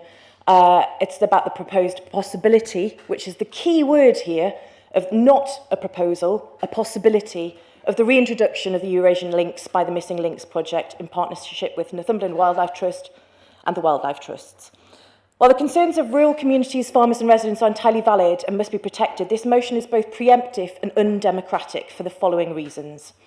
It's preempting due process. It's establishing a definitive unyielding opposition, even if we're consultees, before any official proposal, feasibility studies or environmental impact has been formally tabled or reviewed. It undermines public consultation. Secondly, by passing this motion, the Council would effectively be silencing its own constituents, deciding the outcome of a complex issue before a comprehensive, transparent public consultation can even begin. You've mentioned about the financial impact of the support of our partners, so I'll leave that one out. But thirdly and finally, it sets a dangerous governance precedent. Committing to a blanket veto on an ecological concept in its infancy binds the Council's hands. It prevents us from negotiating mitigation strategies, securing community compensation schemes, or exploring potential ecotourism benefits that could favour Northumberland. Our duty as a local authority, I thought, is to act as an objective, democratic forum that weighs evidence after it is gathered, and not to shut down the debate before the facts are presented. I urge you to reject this motion and instead support a process that allows for rigorous scrutiny, scientific review and genuine community consultation when and if a formal proposal arises. Thank you. Thank you for that. Councillor Dickinson.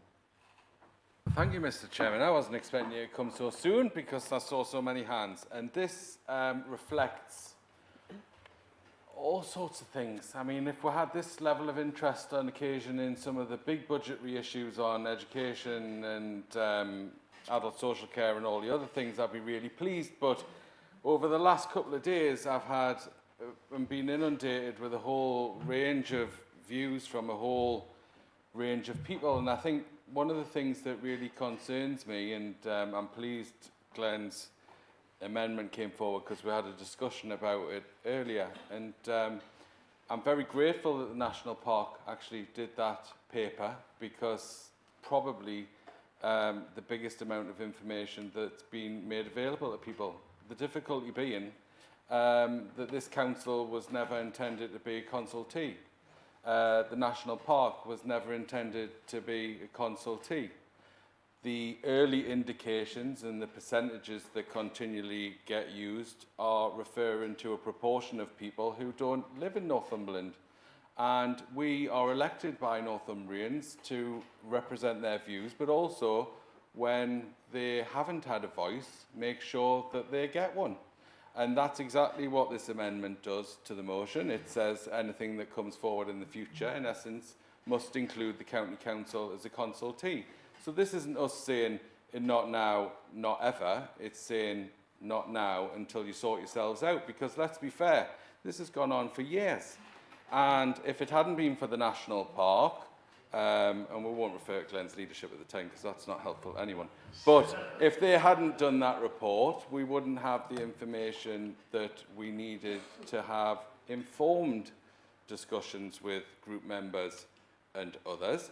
And I think it's absolutely right that a chamber like this, made up of all parts of Northumberland, have a discussion on that, because actually we've all got farming communities in our wards, we've all got rural parts in nature, but if we don't have them in our wards, we know people that do. But we have a corporate responsibility to represent the whole county as a collective body, which we've just done with the A1. And if we can do it with the A1, we can do it with other things. And there's something about the length of time that people interested in this have had to get a better position with engagement with local people, a better position with engagement with farmers, a better position in engaging authorities like the County Council and others, so wider groups of people can participate in this. Because let's be fair, we're responsible for public protection and all the other things that relate to the population of Northumberland. And I'm not suggesting a Donald Trump moment that they're going to come and eat all the cats and dogs and everyone's going to be up in arms and be chased You're around coming up by to your 3 minutes, Councillor giant Dickinson. lynx. But, well, John, come on. Well, Scott, no.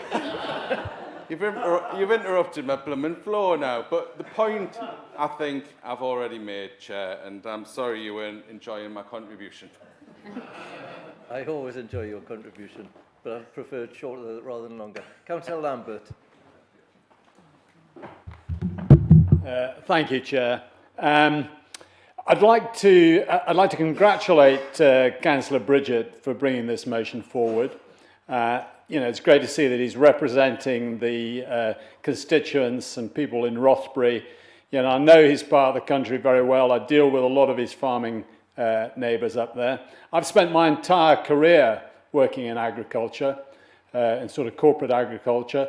So, I know exactly. I was also involved in Scotland. And one of the points, I would take on is that if these links are introduced into Kielder, the next thing you know, there'll be a cross into Newcastleton, they'll be up Reedsdale, over the top of the Carter Bar and down into the Cale Valley. They'll be in Bonchester Bridge. I mean, these are not governed by geographical lines. If we introduce them into the Kielder, they will spread to our neighbours as well. And finally, as a point I'd really like to make, the Northumberland County Council has a long history and very eminent history as purveyors of the agricultural enlightenment. 138 years ago, this council supported the setting up of the Cockle Park farm at that time. The council really got it together and got that farm going.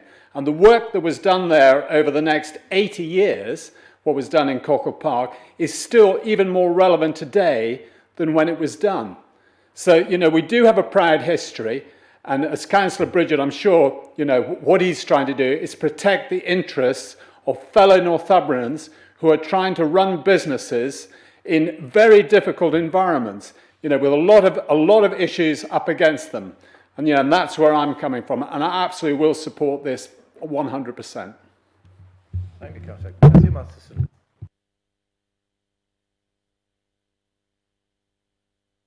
Thank you, Chair. In my opinion, we should oppose poorly designed reintroductions. But what we should not do is not support reintroductions before the formal evidence has ever been heard. There is substantial evidence from across Europe that when properly planned and managed, the reintroduction of the Eurasian lynx can contribute to the nature recovery by restoring a more natural ecological balance. Nature recovery is one of the great environmental challenges of our time. Those most directly affected must be fully involved in the discussion. Their concerns should be listened to carefully. Proposals should be adapted where appropriate. And where losses are unavoidable, there should be fair compensation. But involvement is not the same as a veto.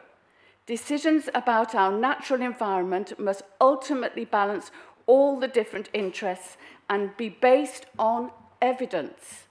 The motion asks us to oppose any future proposal before we have even seen it. I do not believe it is an evidence-led position. We should judge any future proposal on its merits after hearing the evidence and after proper consultation, not close the door before that process has even begun.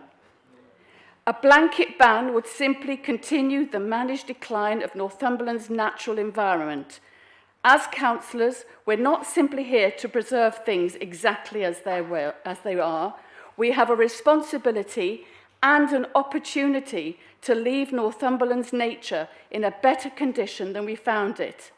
That means being willing to consider carefully designed conservation measures where the evidence shows they can deliver real environmental benefits, while also ensuring that farmers and rural communities are properly consulted, supported, and, where necessary, compensated. If we adopt a policy of saying no before any formal proposal is even brought forward, we are no longer making evidence-led decisions.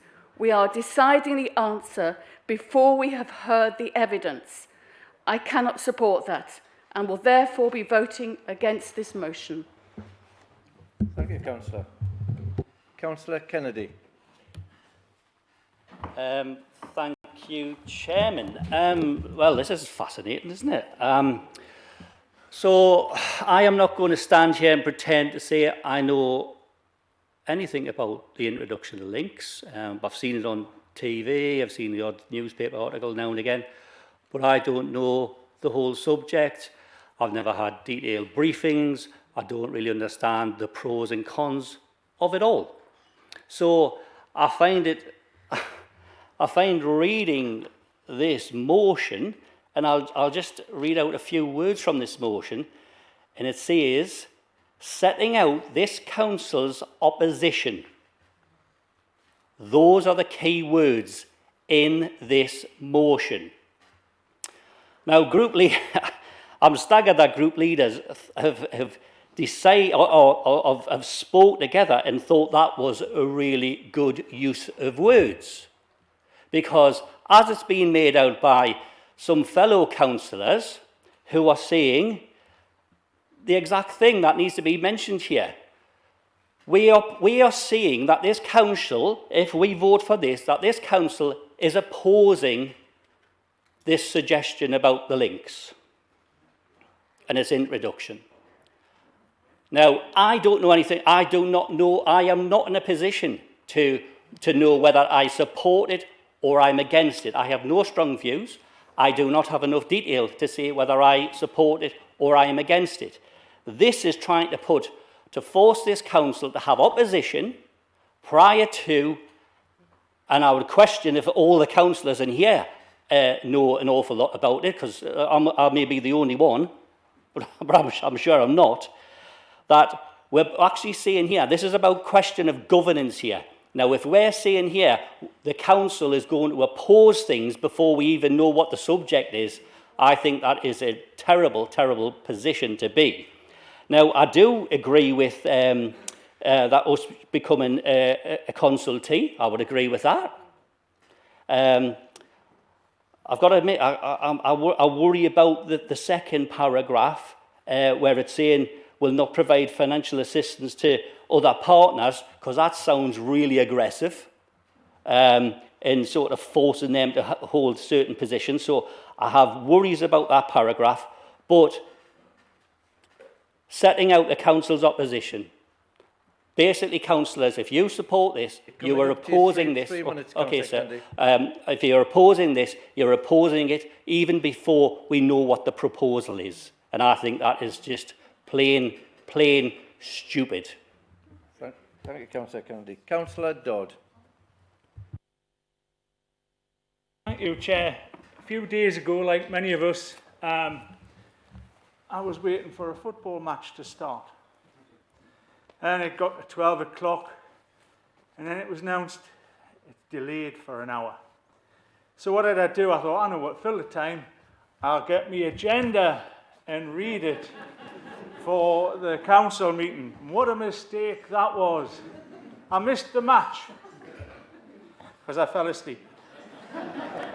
However, in that dream that I had, I was transported here 100 years hence. In the motion in front of the... Some of you are still here, mate. The motion that was henceforward was to save the died-out species of the hill farmer in Northumberland, who died out many years ago, and the country was starving. Why was it starving? Farmers had been driven out by rewilding, reintroductions, carbon offsets, subsidies that had nothing to do with producing food, and forestry. And I'll give you 4 examples of where this has not worked. Australia introduced 4 rabbits centuries ago. What's happened? It's become overrun with rabbits. The American grey squirrel was introduced to the UK. And what's happening? We're going to lose our red squirrels. Hedgehogs were introduced to the Hebrides Islands. What did they do? They wiped out all the ground nesting birds. And where they've done with sea eagles, 60% loss of lambs is not unusual. Forgive them, Lord, they know not what they do. Thank you, Councillor Dodd. Councillor Swinbank. Thank you, Chair. Fascinating, important debate. I can see this from both sides. I grew up on a family farm, sheep, cattle. I know what it takes to raise stock and how invested our farmers are in producing our food. They deserve... Mr. Chair, can we have somebody keep videoing this? Is that allowable? Yes. Is that allowable? Okay, thank you. The farmers deserve our continual support. I also know that over the last 50 years or more, we've lost a vast amount of our natural biodiversity. That's our plants, our animals and our insects, mostly through pressures of government policy, but also now, alarmingly, because of our rapidly changing climate. Food production and a healthy environment irrevocably linked, and they always will be. However, we simply don't have the evidence before us today to make this decision. There is currently no licence application for Lynx reintroduction to decide upon. With respect to all members for the points they've made, on both sides of the debate, we can continue to build our castles, but they're all on the foundation of sand. If this were a planning application before us, we would defer, as that would be the proper way to deal with it. We would rightly request all the evidence, professional judgment on all the aspects of the application. Here we have no application, scant and incomplete evidence, and no professional judgment. The motion is aimed at categorically closing down all further debate on this issue before relevant evidence has been presented to the Council and before an extensive stakeholder consultation process, which is actually underway, completes its work. Furthermore, at paragraph 5, the attempt to tie the Council's hands as to the grant of discretionary funding could be outright unlawful and feels profoundly unfair. I don't think the amendment really addresses that fully. I propose that the debate be adjourned and this question be considered by the relevant Overview and Scrutiny Committee together with evidence taken and an officer report. When and as appropriate, this would then come back here to full Council for a final decision. Let's keep Northumberland known for making balanced, evidence-based decisions that respect both our rural communities and our natural environment. Thank you. Thank you, Councillor Swinbank. I have Councillor Oliver, Councillor Riddle, and then finish with Councillor Wearmouth before I go to Councillor Bridget. Thank you, Chair. I had a problem with this motion when I originally read it. Two problems. The first, that there is no proposal on the table. And the second was that we are not the deciding authority on this matter. However, I think Glenn's amendment deals with that. It means that we become a consultee, or that we request that we become a consultee. So by very nature, we're not making a firm position now. We're asking to be a consultee. We're asking to be a consultee and respond to a proposal when it comes forward. And for that reason, and the fact that we will never be the deciding authority, I can support this motion now.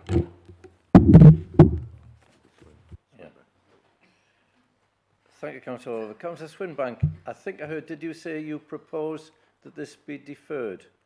I did. Is there a seconder? Have you a seconder for that? We go straight to the vote on that then. Yep. It's a procedural That's all right. motion. We go straight to the vote. Councillor Oakley. So, be informed that we there's- go straight to the vote no debate. on that. There's no debate. We go to the, that this is deferred. Councillor Swinbank, what were you wording? Would you like me to read No, out what no, I was, it's what a my wording procedural was? motion. Right. It is just that. Right. Councillor Swinbank has proposed that this be deferred. We go straight to the vote. Those in favour? of deferring it? You're saying deferred. To defer to what? And what is the next actions? Hang on. I'm asking a question to the chair. Sorry, this is, So the suggestion is to defer. Defer to what and to when? This will be deferred to a further meeting. to a future. For the meeting of the full council? Yes. Yes. Okay. As long as, thanks for that. I just want to make that made clear, please. Right. It is this to be deferred. You just go to straight. We're going straight to the vote. This to be deferred. It's either deferred or it isn't. So Yep. straight to the vote. It's either deferred, you vote for a deferral, or you don't vote for one. We go back to the Councillor Swinbank. No, there's no debate on it. Right. Could I we just go- read out what I read out originally so that all members... No, we'll just go to the vote where it has been proposed deferred. Mr. Chairman, without causing an issue, it is a point of order. The member who made an amendment made the amendment which suggested it went to scrutiny, and we've just said there that it was coming back here. So we do need clarity on that because it's very different for the vote. Sorry. The procedure only allows for it to be deferred. It's a procedural motion. It only allows for it to be deferred to a future meeting of this. If in the meantime scrutiny wishes to take cognizance of it, it can, but technically it is a deferral to a future meeting of this council, if that makes sense. So, and the procedure is quite clear. There is no debate on it. You just go straight to the vote. You either decide to do that or you decide not to, in which case you continue with the debate as is and go to the vote on that at the end. Right, that is fairly clear to me. Can we go to the vote? Those who wish to defer this matter, can we have a show of hands? Those in favour? Please count.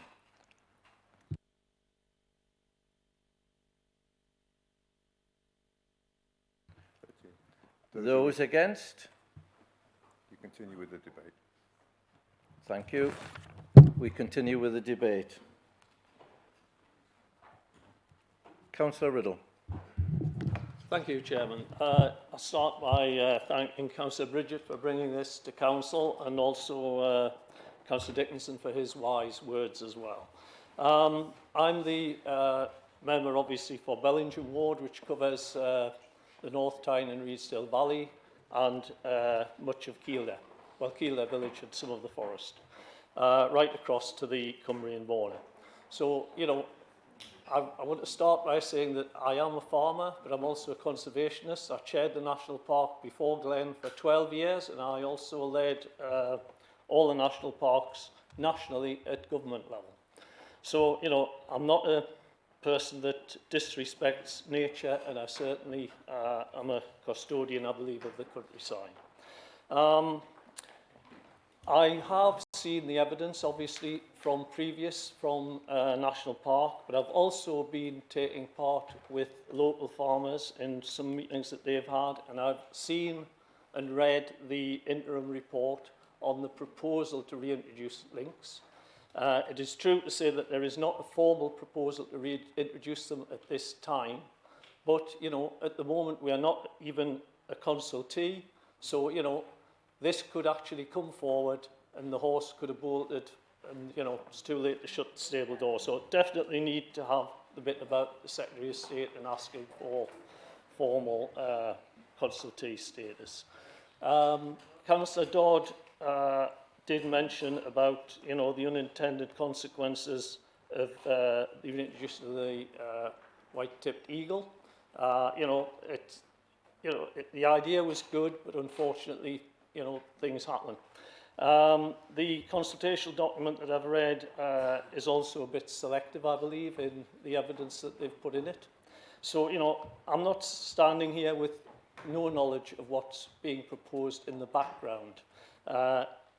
Yes, work's going on. You know, they are trying to get the Eurasian links reintroduced into Northumberland, I believe, although it's not a formal proposal. When the former MP and myself did a survey of local farmers in the area that would be affected, there wasn't one that was in support. So, you know, the point about where you ask people and the people that are actually directly affected is, to me, You very come into your last minute, Councillor Riddle.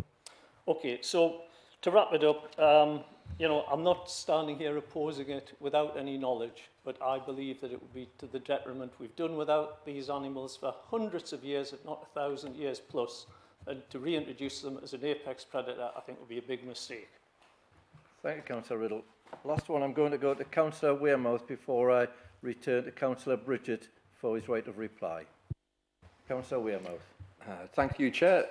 Lynx last lived here 1,500 years ago in a Roman ecosystem that no longer exists. They're not like red kites or like golden eagles that died out relatively recently. Yet over a sustained period, there's been a major push from some groups to introduce them to our ecosystem. Previous licence applications have failed, and more importantly, local farmers have never been won over by the case made. And the reason for that is quite clear. Whilst these cats may be cute, they're also killers. And they will, when you introduce them into a sheep landscape, what is going to happen? They're going to eat livestock. They're going to eat sheep. Why would they pursue deer and fox when there's a flock of sheep just over the wall? I just can't see it. We're told that we'll have ecotourism, but at the same time, the proponents will tell you that you could live in prime lynx territory all your life and never see one. Ultimately, the arguments in support are wafer thin, and I do worry for these poor animals if they ever were introduced, what might happen to them, and that would be no fault of theirs. I agreed originally with Councillor Bridget to second this motion because I used to sit in our party offices and look at those surveys that John mentioned that came in on lynx reintroduction, and it was a wall-to-wall no, and no thank you. But more than that, you used to ask for what the feedback was, and they would say, we're sick of this. Why are we having to face this again? And the one that sticks clearly in my mind, please tell them to stop asking. Introduction of lynx isn't in anyone's manifesto. No one's voted for it. The Northumberland National Park nor ourselves are actually statutory consultees to this process. It's something that will be done under licence with Natural England. And so I backed this motion in the hope of introducing at least a little bit of actual democracy into this process. So we've heard that question, however, why now? What about waiting for more evidence and more data? Well, honestly, I don't think that any views will be changed by further work. Huge amounts of work have been done to support the previous licence applications. All that you're getting with this one, effectively, is some more lynxes, or lynx, sorry, on my nomenclature. The proponents won't be dissuaded by the studies that they're doing. They're still going to put their licence application and put their best foot forward. And farmers will never be convinced that it has any merit. Ultimately, we should have drawn a line under this in previous licences. They were told no already, but that is not gotten through. Your 3 minutes, Councillor. And so, you know, what are farmers worried about? Well, they don't want this hanging over them for a long period of time, and nor should they. We should be standing by our hill farmers and saying a respectful and clear no, thank you. This council should be standing in that way. And all I would do is reflect on those comments that I saw from residents. Please stop asking again and again and again and expecting a different response. And the only reason I suspect it's coming now is there's a different government and they're trying their hand. Respectfully, really respectfully, because we appreciate your passion on the subject, but no thank you. Thank you, Councillor Wearmouth.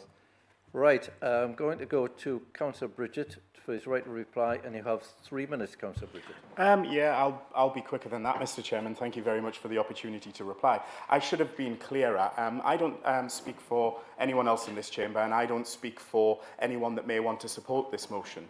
But my position is absolutely clear. I don't support lynx being introduced at all in Northumberland. Any apex predator that has an opportunity to predate on livestock within Northumberland and cause that extra burden for our upland hill farmers, I won't support it. Why should they have to suffer that? So I need to be absolutely clear on that. So if an application comes forward in the future, which we all know it will, they've tried twice before, this is the third attempt. It's like you keep asking the people until you get the answer you want. Even though you've been told no twice before. So there isn't a circumstance where I would support it. We aren't living in Jurassic Park. in Northumberland. We can't put up electric fences to keep them in and keep them in the areas that they need to be contained. So I need to be absolutely clear on that for those saying we need to delay it, we need to defer it. I think this is an unnecessary burden that we as a council have the opportunity to address. Even though we are not statutory consultees, we've never been consulted before, we've never been asked our opinions before, by government, by DEFRA, by Natural England, anyone that handles it. This is the first opportunity, despite 2 previous applications having been gone before, for us to actually comment or take a position on it, and I think it's quite right that we do so. I mean, people have said, well, we haven't asked our residents. I've had a lot of communications over this over the last few weeks, and by a 10-to-1 margin, the communications I've had have been firmly against the reintroduction of links within Northumberland. I can't speak for anyone else, but that's certainly the responses I've had in my area. So I would just reiterate again, those wanting to defer or send it further down the line, we potentially may not even be consulted in the future. We will have no input into the process. The process as it currently stands is Natural England will give advice to DEFRA. DEFRA will write a report and the Secretary of State will sign off on it. We probably won't even see, as we've done before, the actual full application. So how can we be expected to make a decision on that when those things are not actually publicly disclosed and haven't been before? Coming up to your 3 minutes, I'll Councillor. leave it there. Thank you, Councillor Bridget. Right, councillors, we are going to the vote now. We are voting on the amendment and the motion with the amendment. Correct. Yes. All those in favour of the motion, including the amendment, please show your hands. And please hold on because we need to count here.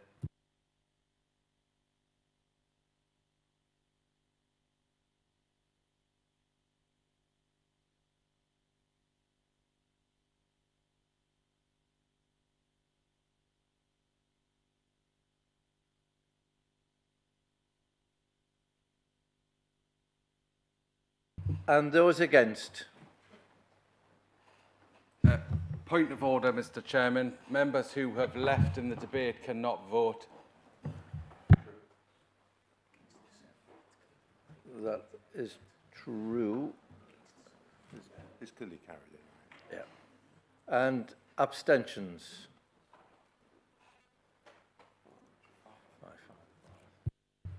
That is carried 44 for the motion and the amendment.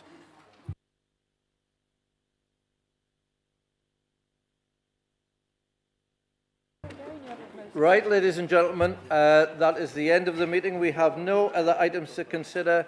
Thank you for the time in this very hot weather. Meeting closed.